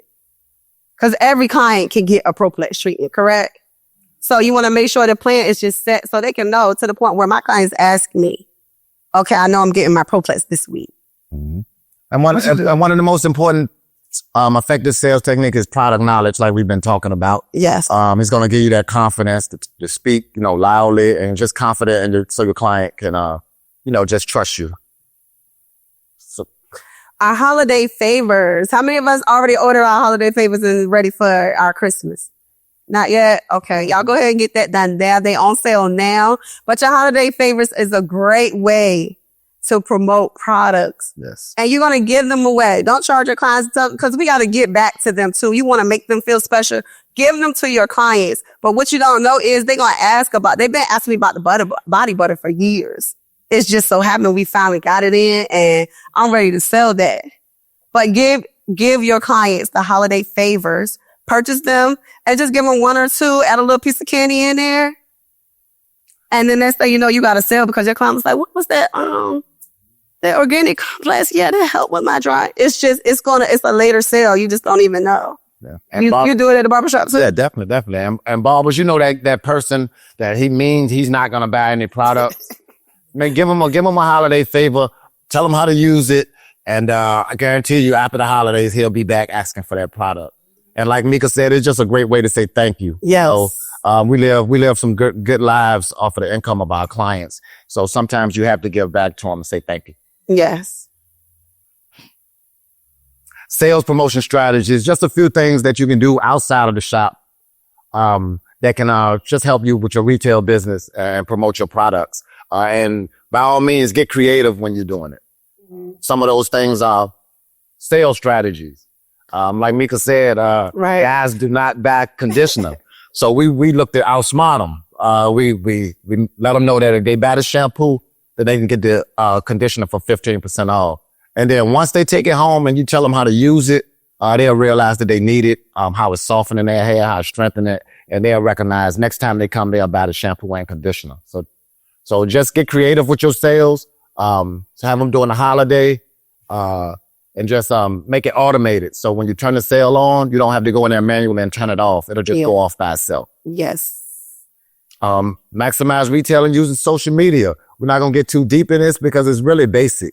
What you're going to do is you just show the product, maybe put in the captions, the benefits of the product, how you're using the product, and just where to get the product, where they can purchase it from. So that's all you need to do. And one major thing we did is show your checkout experience. So they can see that they can get products from you, that you bag products up, you give them to them, and that'll go a long way with showing people that you're a place for retail products. Okay, we have email marketing and text messaging. How many of us bought something from Fashion Nova once or twice, or you buy something from one time, they'll be on your email and your text message for the rest of your life until you opt to stop. But that's where we want to be with our business. We want to put it in their heads that we got a sale, we got a promotion. When they see it, most of the time, if I see something, I will click on it. And I'll just look. So you want to have your clients like that as well. You want to put it in their head, get them ready, just really like getting them accustomed to your sales and what you offer. So as they see it, they click on it. Okay. Having a retail party. If you haven't seen, we've done 2 together. Mika's done one by her shop has done one by herself. Yes. And we just came together and just came up with a great creative way to educate our clients and retail products at the same time. The first thing you want to do is have a plan.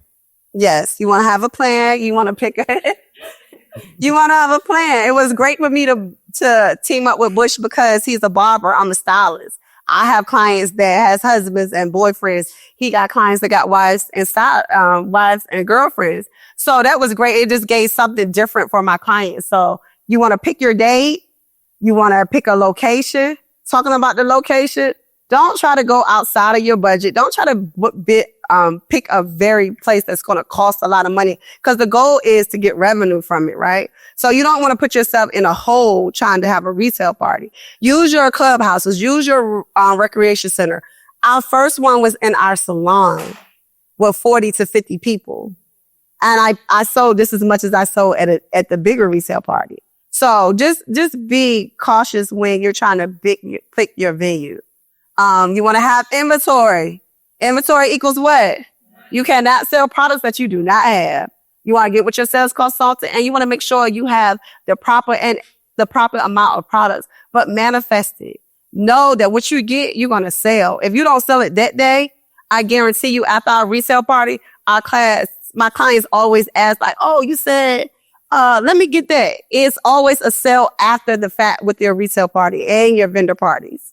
You can incentivize it for your clients. Give them something special for coming out. Give them a discount once they get there. Educate them. Make it fun for them. Make the education fun. You don't want it to be dry.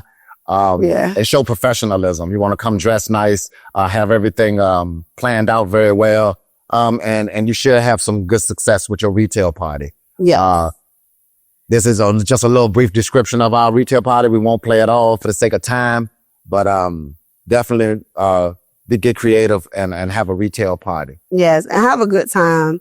Your vendor opportunities, that's festivals, that's church events, that's pop-up shops. Don't be scared to go and do one of those. Make sure you just do consider where you're putting your business at. So you want to make sure it's something that fits your brand. Yeah. The vendor opportunity. Well, this is what I have to say. I did a women's conference. What I find is a lot of women was dealing with thinning. I sold out of my product. But what I want to say is make sure that you're giving your customers exactly what they need. Because those are our customers there. We don't know them yet. Because you do want the client to be able to come back to you or buy products from you. Give them what they need. Don't just be there to make a sale. Talk to your client when you're doing these vendor events. Talk to them. See what they think and see what's going on with their hair. Don't rush through it. Just make sure you give them what they need, and that's guaranteed a client. I received so many clients from my vendor opportunity at the women's conference, and they still would buy their products from me. And I probably sold the most at that conference than I did at all of our events. And when you do your vending opportunities, just make sure you just schedule it with your sales consultant so they could be available on standby for you in case you do run out of something in the field or wherever you are. Make sure your point of sale is accurate and has Wi-Fi so you can take payments while you're out there also. Yes. And you see all those products I actually did sell out of my Karma shampoo. Had to call my sales consultant, Ralph, who already told me that he was available for me, and Uber packaged me some more products. Because what I'm not going to do is run out of nothing. Overcoming challenges. We have 3 challenges that we face when we retailing. The first one is price sensitivity. For some reason, we be counting our clients' pockets. Like, hey, I just charged them $100. I know they ain't gonna buy this $50 product package. When we don't know unless we ask. And if we've been doing our job correctly as far as enhancing the customer experience, talking to them about the product and value to our services, and their price sensitivity won't even matter. Yeah. Back to them. And knowing that you're using a great product line that has raw materials, they have their own chemists.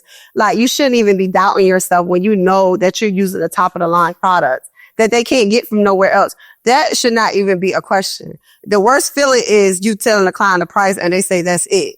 Yep. I had that happen to me in the beginning a couple of times. That don't happen to me anymore. Like, don't make me feel crazy. Another challenge is lack of confidence in educating my clients. And I know I've been through this. Back when I showed you that retail, my first order, they were sitting in the retail display, but I didn't have confidence to educate them on it until I went and started to study and use that product. And then that's when I was even confident to make a bigger order, because at this point, I know I'm going to sell it. You know, I know it's going to go because I have that confidence from my product knowledge. So, product knowledge, to combat the confidence, use your product and, study your product knowledge on your own. Next, we have time management, managing inventory and stock. A lot of times that some of us don't do it because we don't have time. We standing behind that chair. When you get off, you don't want to think about you just want to go home and get some rest. You're not trying to think about what you did. But being automated, having a system there for you that is going to do all of this for you, it's going to make it easier for you. Definitely. So all you have to do, though, is input your products, input what you use, input what you sold. At the end of this, if you have the right app or what else call it? This program. Yeah, just the right program. It'll tell you what client sells the most. It tell you what you sold this week, what's your top selling item, how many you sold. It'll do all of that for you. You have to become automated. That's just to take a little stress off of yourself. How many of us is automated right now?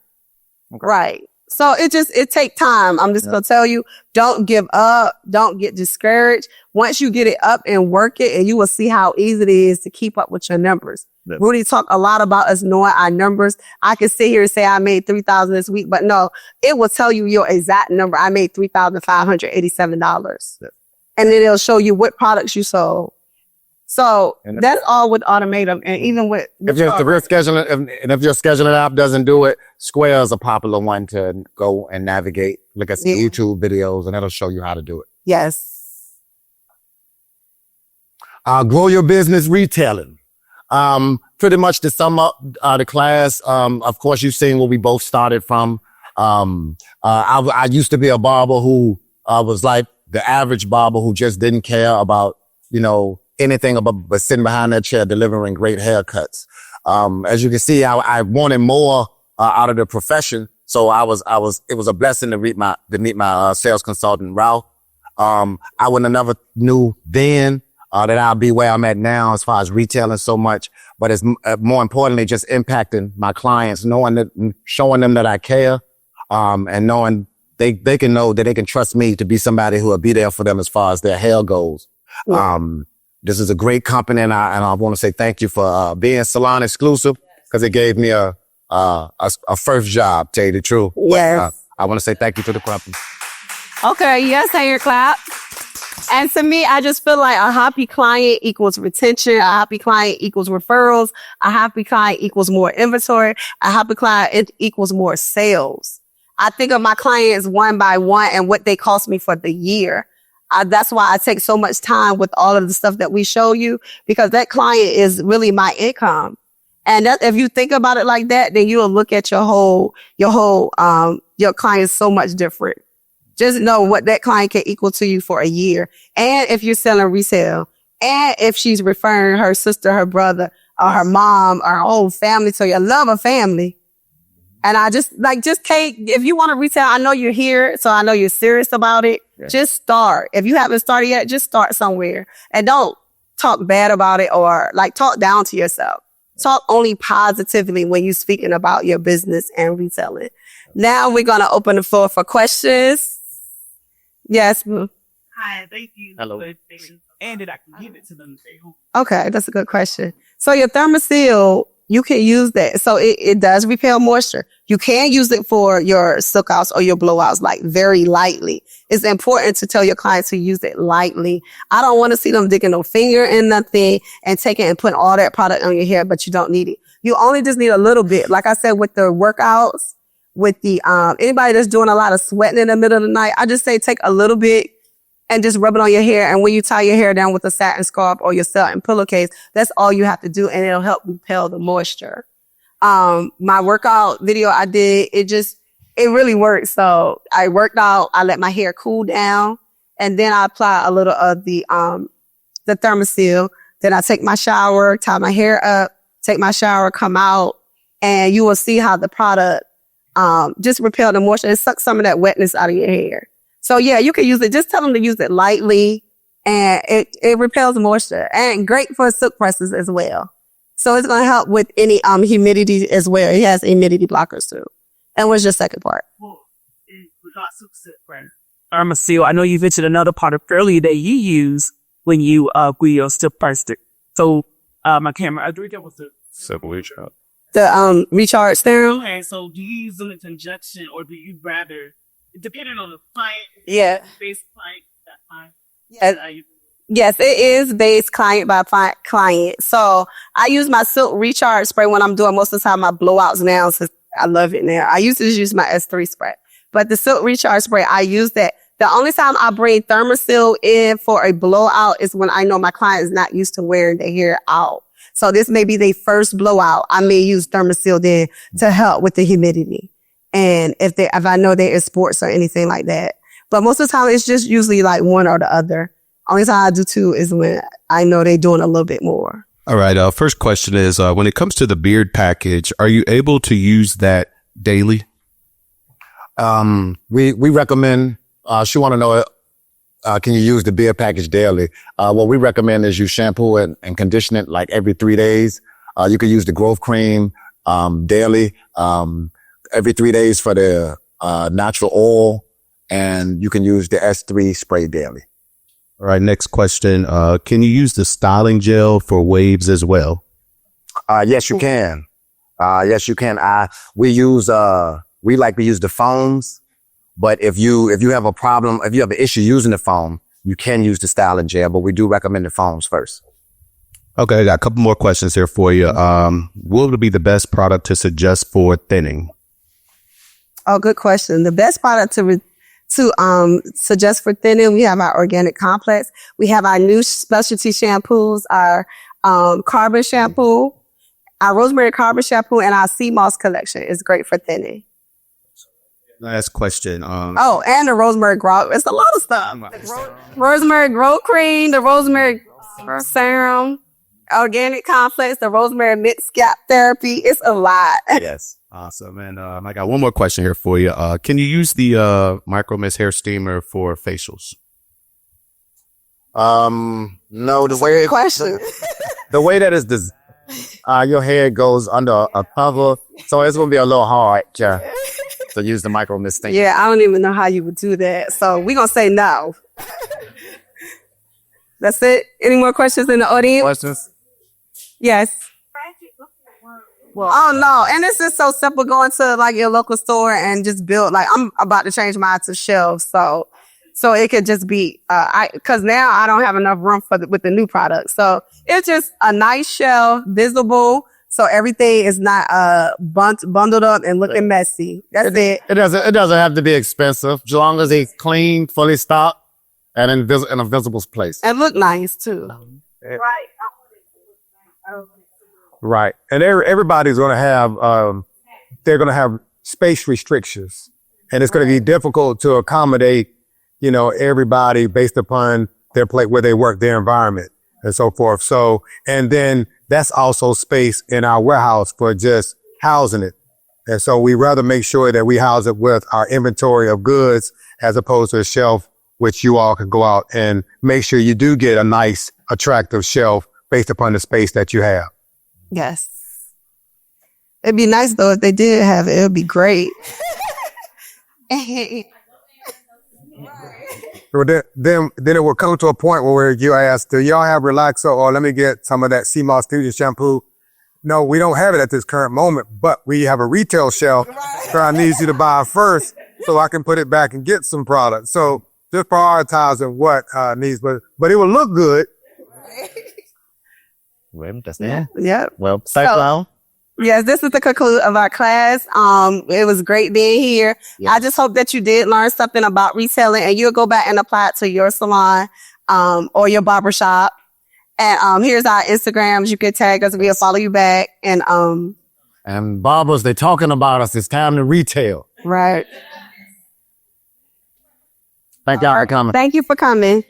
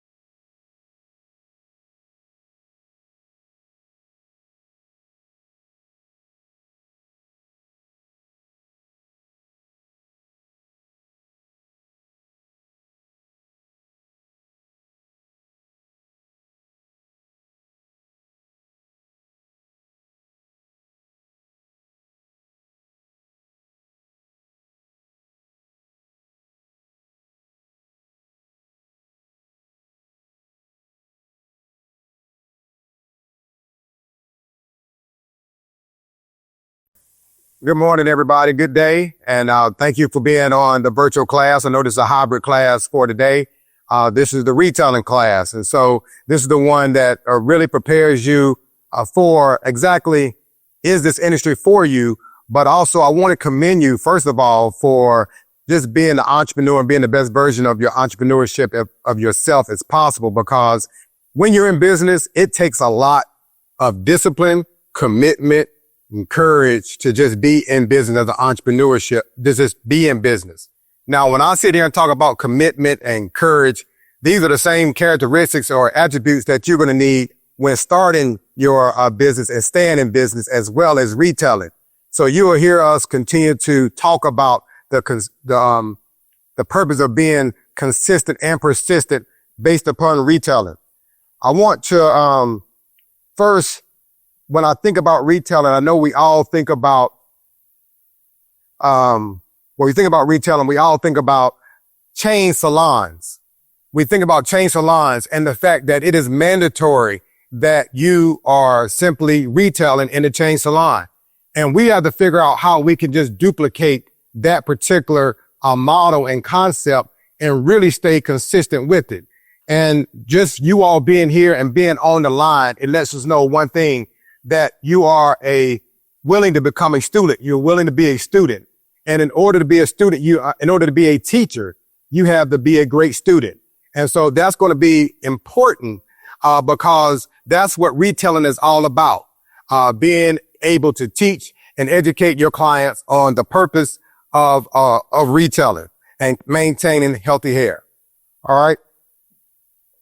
So, of course, I'm going to start off with the mission statement. I'm just going to go over a couple of these, but this is what just allowed us to be. We're 18 and a half years old, going on 19, of course, but just some of the key fundamentals, the blueprint of what has allowed us to stay in business today.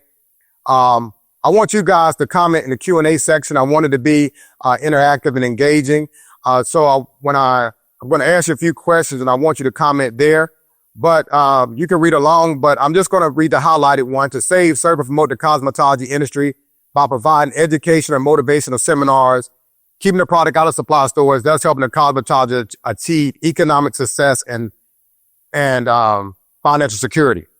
Now, we can all sit back and say, exactly what does this mean to you? But I want to know how important in a day and age where salon exclusivity is really obsolete now. How important is it to you to make sure that you use a salon exclusive brand? I want you to comment in the Q&A box on a scale of 1 to 5. How important is it? And what do you do? Because nowadays, the only thing you see is so many professional brands going over the counter. And this is something that we are excited about, the fact that we've been able to maintain and stay true to the professional cosmetologist.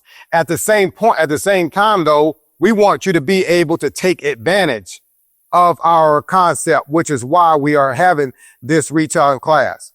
Okay. Apply the highest standards of excellence to research and development, packaging, purchasing of raw materials, and customer service. It is very key. We want to make sure that we maintain the brand. When you recognize the Influence brand, you know there's quality, you know what to expect, and that you know that you can pretty much invest in it and grow your business from it. This is one of the things that is this industry for you.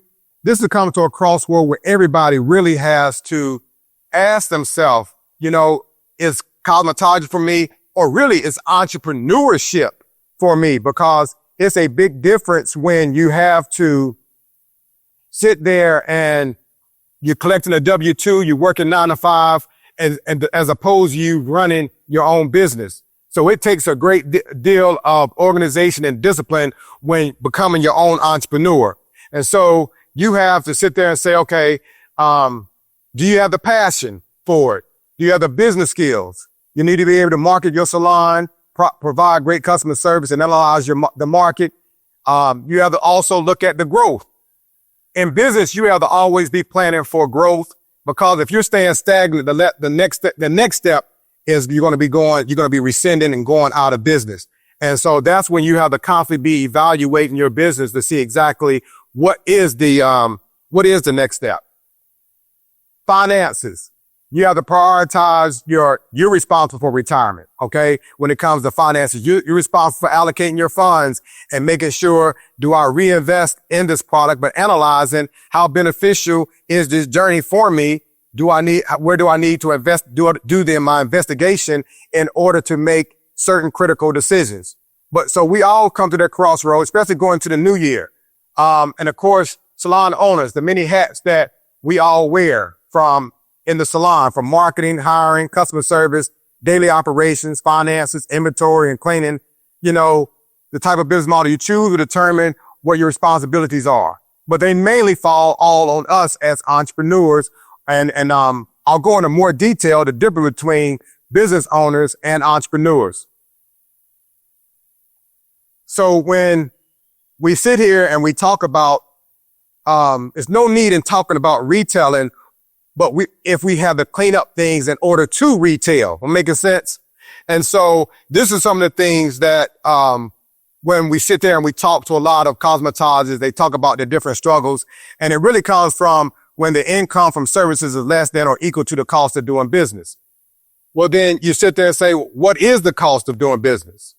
The cost of doing business is, when you are your own boss, you have personal expenses. Everybody have personal expenses, and everybody want to know, how do I pay myself and how do I know how much to pay myself? Well, this is the personal business worksheet, which will let you know what you need to be able to pay yourself, what you need to make. Now, you have to itemize this. See, a lot of times we go to, and we have it direct draft out of our account. We have to be able to document it and know exactly what it is for the month. And that's something that as entrepreneurs or as business people, we have to make sure that we have that discipline, because we all should know what are our expenses down to the dollar, down to the dime and penny, really, when it comes to it. But this is some of the things that you can really rely on and document. And then, of course, you have your total income minus your expenses and so forth. And then you get your overall balance of what you made for the particular day. Now, unfortunately, when you operate in a business, you have personal expenses, and then you have what? Business expenses. So now, who's responsible for the business expenses? You are. So we have to make sure that what are our business expenses? And see, this is just a lot. I'm not going to go through every last one of these, but this is just something that we can document. But I am going to hit on a couple things that we have highlighted. Because being in business can be discouraging, but it also can be fun if you sit down and take the time to analyze it. Now, I have insurance and I have health insurance and I have it highlighted because a lot of times we don't factor that in, or that also gives us the incentive to probably go find a part-time job if we're not getting it for our significant other to be able to find insurance. But we have to figure out how much is that insurance? How many customers do I need in order to take care of it before I just sit there and abandon ship and go out there and allow that to discourage me from the health, from staying committed to the industry. The other one that I have highlighted on here is the retirement plan, because as business owners, we are responsible for our retirement. And so these are the two factors that I feel like plays a major role in discouraging us from committing ourselves behind the chair or looking for other alternatives to supplement and make sure we do have that 401k plan or that retirement plan along with the health insurance. But this is where we come in as entrepreneurs and figure out, okay, if I'm going to stay committed, I have to have the discipline and commitment and courage and be the student to be able to tackle these issues in order for me to have much more peace behind the chair. All right. And these are this just goes through all the different expenses. So the personal budget worksheet along with the business worksheet is what you have to do, because let's just say, for the sake of whole numbers, when you add up all of those expenses, it comes to $8,000 a month. Okay. You're going to hear me talk about that $8,000 and how we have to view it as business people to make that next step. All right. I'll talk about business owners and entrepreneurs. All right.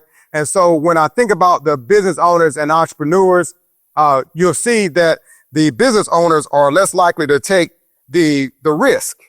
They're less likely to take the risk. They like to go with the proven business models, and they typically want to see profit in the short term. Okay. So when they tend to see the profit in the short term, a lot of times what they want to do, these are the ones that pretty much they don't want to invest pretty much in their inventory. Those are the ones that are, I know none of us in here are guilty, or no one on the line will be guilty of picking up a bottle when your sales consultant comes in and you pick up a bottle and you shake it and you want to know, do you have enough to make it till next week? Hoping that you don't get additional business. Those are business owners. And there's a significant difference. Business owners are not going to retail because they want that money that's on that retail shelf. They want it in their pocket. They don't want to put it out there and watch it turn over and double and manifest into something bigger. They don't have the patience. And so this is where we have to categorize ourselves, because you read the different characteristics where, as an entrepreneur, more likely to take risks. And entrepreneurs tend to launch ventures which have less short-term profitability. So what is that saying? They're willing to invest back into their business. They're willing to make sure they allocate funds properly, and they make sure they put themselves on a financial diet so that their business can grow. And this is where we have to make sure that when we have that personal budget worksheet, that's so you know what you need. You need to make sure that the business get the remainder in order for you to take those different type of risks. And when you start talking about risk taking, you're really talking about calculated risk, because it's just a matter of time. If you buy additional shampoos or conditioners, it's not going to go bad. But if you don't invest it, you're more than likely to spend it in something that's not going to become fruitful. And so that's when we have to make sure that, okay, I want to invest in retail. This is what I'm committed to being able to do. I want to set aside, but more importantly, when it comes time to re-up, which one is more likely to be able to re-up? The business person or the entrepreneur? Somebody help me. More likely, the entrepreneur is going to be the one to be able to re-up. There's nothing more discouraging than hearing a client who has started retailing, and they say, you come in the salon and you ask them, you want to replace their stock, and they say they're not prepared. And the question becomes, well, you sold it. How are you not prepared to reinvest and take care of your clients when evidently they wanted it, it's in demand, and you're setting a standard with your brand? And so that's some of the things. So we want to make sure you reinvest it when you know what your expenses are, when you know what you're making, and then when you know what your expenses are, what can I cut out in order to put more into the business, in order to reinvest into the product.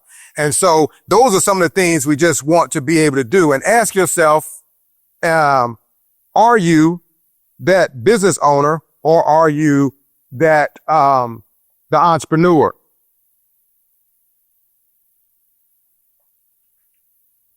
All right. So this is hairstylist 1, and this hairstylist is hairstylist B, hairstylist A and hairstylist B. In this particular slide, I want to show where hairstylist A, all of their services comprise of what? 100% of their services is their revenue. That means they come into their establishment, they do their services, and they're done for the day. Make sense? And that's 100% of their income. And let's say that our goal is $2,000 because our expenses is $8,000 a month, which means we need to average what?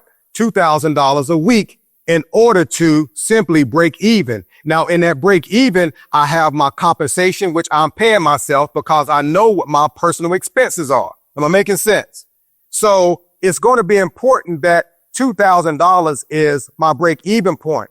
So when I look at the one hairstylist A, which has $2,000 all in services, then I go to hairstylist B.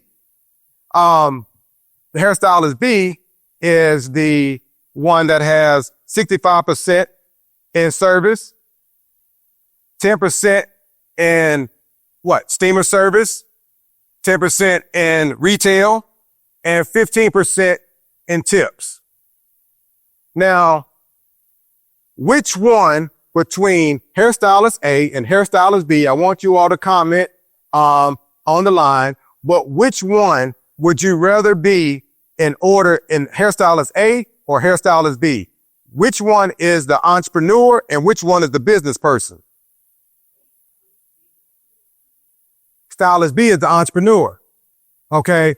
Stylist B is the entrepreneur. Stylist A is the business person. And this is where we have to sit here and figure out which one are we going to commit ourselves to, because hairstylist A is the one that's going to have burnout. Hairstylist A equals burnout. Hairstylist is going to equal frustration. It's going to equal part-time, and maybe considering no time. But I've had so many clients who leave the industry because of their frustration and end up coming back because of the revenue they knew they generated. And so it takes the time and commitment to sit down and say, okay, this is what needs to be done. So, the 15% from tips, always improving customer service, consistently, markets on social media, and adds new service and attract new clients. Okay. And you see pretty much hairstylist A is, does pretty much the direct opposite of that. All right. Any questions so far? So this is something where, as entrepreneurs, we talked about commitment, courage, and the discipline. This is where you have the sit down. It's just simply broken down into a pie where you see the business owner is 100% committed from her services, where the entrepreneur is the same percentages that we just recently talked about, as far as the 65, 15, 10, and 10. Now, when you're sitting here and you're looking at this, what are some of the things that you, as an entrepreneur, that you could simply, as you're having fun with it now, so your goal is to increase your services or increase your tips? Because if you increase, how do we get tips to be able to go up to 17, 18, and 20%? That's the ultimate goal, is how do I generate more money because I'm giving my customers the experience with the same amount of time. So my goal is to be able to increase my retail, my steamer services, and my tips and over and beyond, and decrease the amount that my services actually represent to my bottom line. Am I making sense? And so this is where the planning really comes into play for us, which is a whole nother class on how you pretty much plan and prepare for your clients. But for steamer services, this is something that I really am curious about because it's a no-brainer. When you sit here and you talk about giving your clients an experience, when you have a fixed cost, such as a steamer, and a steamer is how much? $6.99, and we put them on special for $5.49 for our clients to have an experience. But I want us to understand that in 2 weeks, if we charge that client $30 and we have 20 customers, the steamer's paid for. that means every time a client comes into your chair and you give them the steamer treatment, that's $30 additional that you're making. We have to change our thought process to be able to transition from a business person to that entrepreneur. Our clients want an experience. They will compensate you for that. Do not make excuses of why, because offering a steamer service is a form of selling. Okay. Retailing is a form of selling. It's suggestive selling. And that's what we all have to really be conscious about. All right. So guys, I want us to take the time, ask questions. You have any questions about it on, with what we discuss out there in the audience as well, because you have to prepare yourself for the retailing aspect. It doesn't just give me 3, but when you do start ordering, I'll challenge you to start off with $150, to start off with $150 of retail. But more importantly, I challenge you to keep the money separate. So when you sell it, you are looking to expand. This is where the entrepreneurship characteristics come into play. You are looking to expand upon, and you may start off with 3 different products and 3 of each, but then you want to expand to 6 products and 3 of each, then 9 products, 3 of each. So you have to keep reinvesting, but that's what entrepreneurs do. Business people look for the money in the short term, but looking for money in the short term and looking for that revenue in the short term will also lead to that burnout and looking for other options. So that's some of the things that I just want us to be conscious of when it comes to retailing. You have to be able to take advantage of salon exclusive brands. And I just know that that's becoming very far and few between when it comes to, salon exclusive products. All right. Yes, sir. All right, Mr. Artist. First question is, would you recommend a business course to someone who needs to learn how to run a business as an entrepreneur? Definitely. I definitely would recommend it. And, you know, the unfortunate thing about it is, ladies and gentlemen, is that you went to school and they showed you how to do hair. And y'all are amazing. You are amazing hairstylists and barbers. The unfortunate part about it is you've been set up because they don't teach you how to do business. And so 80% of your success is how much you understand business. 20% is your craft. This is exactly why you see athletes that made millions. They're excellent athletes, but they end up going bankrupt after a while. So it's not your fault, but yes, I truly recommend, and that's where we're getting set up where we can continue to go in depth on operating your business, because it's much more intense. This is just the surface of what I'm talking about today, but it's much more in depth that a lot of classes that you would have to take, which we will be offering. I'm fortunate enough to go to school for management marketing, and I just try and teach that what we implemented within the organization. Okay. Yes, ma'am.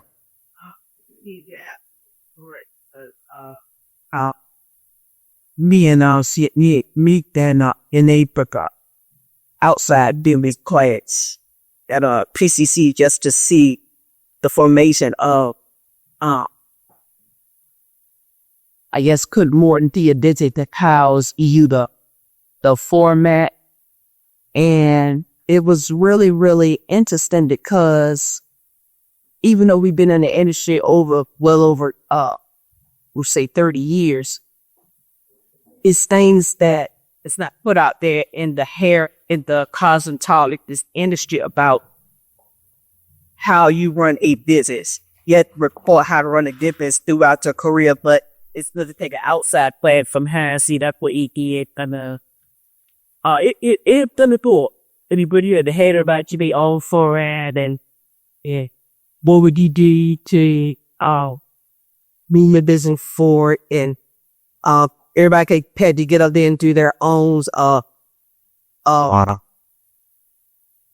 getting their own format of what they did before. So it's a really good thing that you're saying that it doesn't help. Yes. Seeking business courses at any given time is excellent. I can't believe a lot of the things that I've had to incorporate, taking the business classes, in school, from accounting to production management, and then being responsible for inventory. So I took a lot of intense classes that are very helpful to today. Yes, sir. All right, Mr. Artist, next question is, what's the best way to incorporate a steam treatment? Should they charge that a la carte or automatically include it into the service? Depending on your level and how you branded yourself, you can do either or. You can do either or, but you want to be able to know the benefits of using the steamer. And then based upon the market, if you do your research, you want to just be competitive. But at the same time, if you're marketing yourself in a unique way where you're utilizing one or two specific professional brands, and you're coming to work professionally dressed and you're educating yourself and your client knows that, and you offering, the experience of water and whatever the case may be, then you can incorporate it in your price, because now you're sitting here and you built an expectation, but it's steps to it that you have to be able to do, where depending on how you have marketed and branded yourself, but you can do it either way. But what's the flat rate? And once they fill their hair from the steamer process, then that's something that they're going to be coming to you, recommending and asking for that service. And so that's something that, once you start branding yourself, you can continue to build upon it.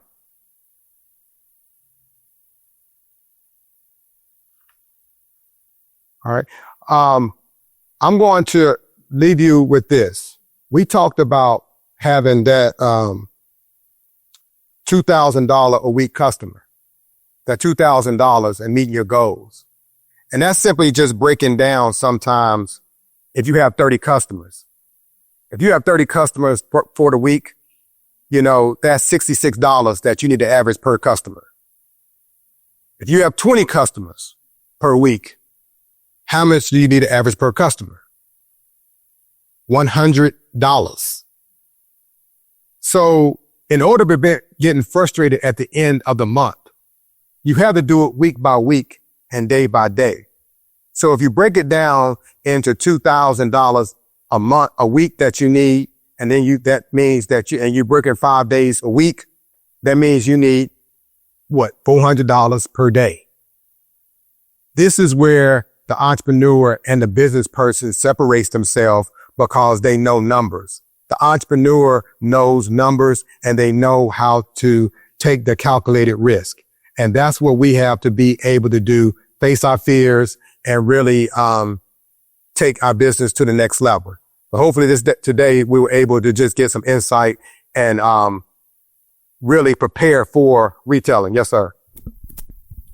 All right, Mr. Artist, we'll have another question here. Are you able to share an approximate amount to suggest with charging the steam treatment? I would suggest anywhere from $30 to, it depends on what they're getting along with it. Now, but just a flat fee of the steamer, I would say roughly right around $30 per starting out. All right. Next question is, tax liabilities are enormous. It's a true burden for small businesses. Reporting retail sales adds to that. Do you have a solution? Recording retail sales. This is the part where you have thank you. This is the part where you have the proper team around you where you can evaluate, for instance, sales tax. You're charging sales tax. So that means you just submitting what you have collected. And that's where your organization really comes into play and happen to have the right team. The bottom line is that when you can take a product and double it, there's going to be some tax liability. You're correct. There's tax liability to the services that you're rendering. Okay. But your ultimate goal is to be able to be organized and structured to a way and have the proper team around you where you feel good about being able to go out there and generate the revenue but you have the proper accountants in place to make sure that that's not a liability for you or a frustration point for you. Yes, ma'am. Be the guy, at the entrepreneur, that's trying to become an entrepreneur. Understood. Yes, ma'am. One of the issues I'm trying to figure out but I want to de-exclusive to that, right? To the screen. I love it. I would feel. But if I'm doing both, for instance, right? Mention even or hiring, if it's the book rental side, a lot of times when they come in, they want to have their own products. How do I kind of say, okay, well, this is what I want mainly, but they might want to do all this other stuff, but I kind of wanted to do and own it. Well, this is what, if you're a salon owner, how do you create an environment where the booth renters come in and they may want to retail other things? The fact of the matter is that when you go through and you do a SWOT analysis on any company, you want to figure out who can educate you, who's salon exclusive. You have to be open, but you have to know what can take your business to the next level. When you're sold on what it is that you need, then that's simply what you have to be able to attract. We have the mission statement. And we have attracted a lot of people that's not in the best interest of the mission statement. And in the best interest of the organization, we pass on them. Okay. And so I know that in order to fulfill the mission statement, in order to grow the business, everybody has to fit with the mission statement. And so that's where you have to really sell upon what it is that you're looking for, what the expectations are, and everything that we offer and why you made these decisions. Because I can almost guarantee you, and I'm not being arrogant when I make this statement, I can guarantee you that it's very difficult for you to find an exclusive brand that's educating you, that has the quality that we have and the professionalism. And that's just something that is very difficult for us to find, but I'm very proud of the fact that we attract different people. They don't have the professionalism that we need. And so that's something that you want to really be able to investigate, because we run so hard behind the chair that we really don't even take time to figure out, why am I buying this product? Or why am I buying that product? And that's what we have to ask ourselves that question. All right.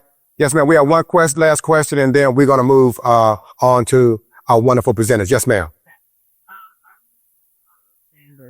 I recently had 1 year salon owner, and instead of doing a traditional salon, I decided to do a practice poker, where I go into the school and I full new graduate into my salon, and I know that I need to get the example because they're me coming in. So I wanted some mellow.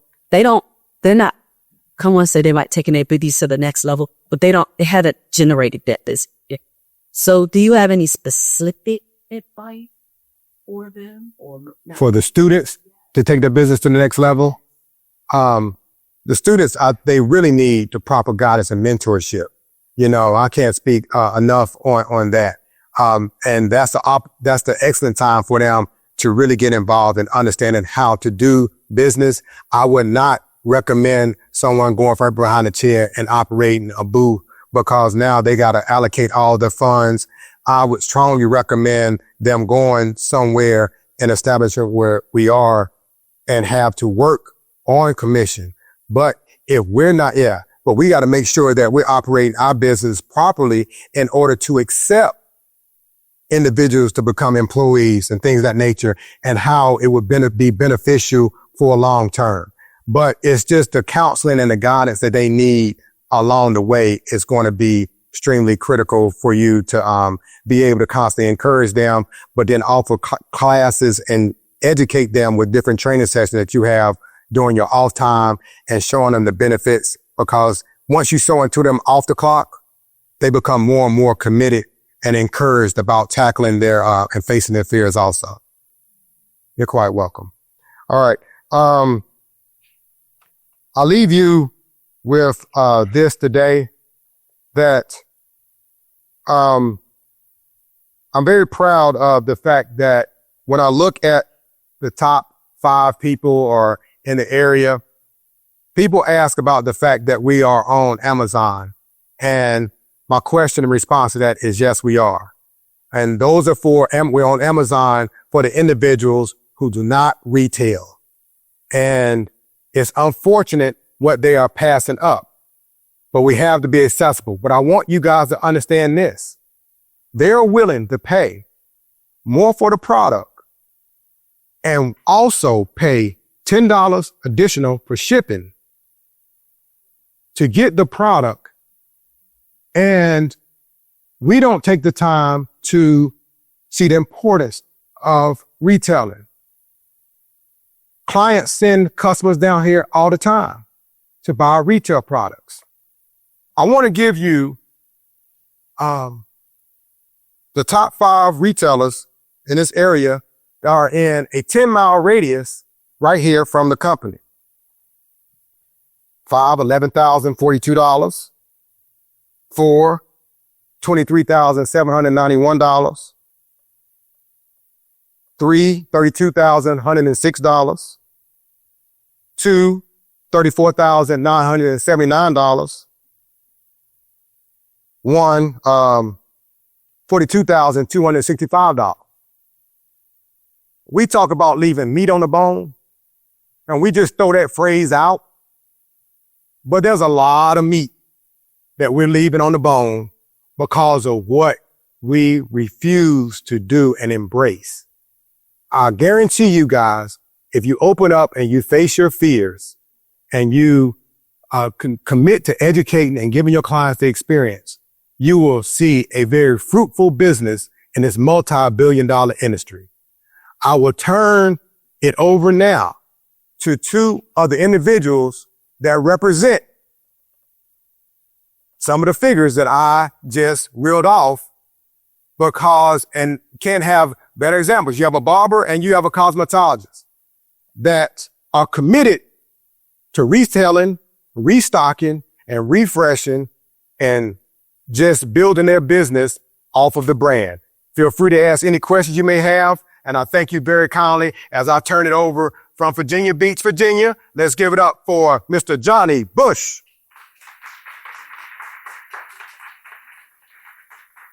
Also from Chesapeake, Virginia, let's give it up for Miss Shameka Anderson.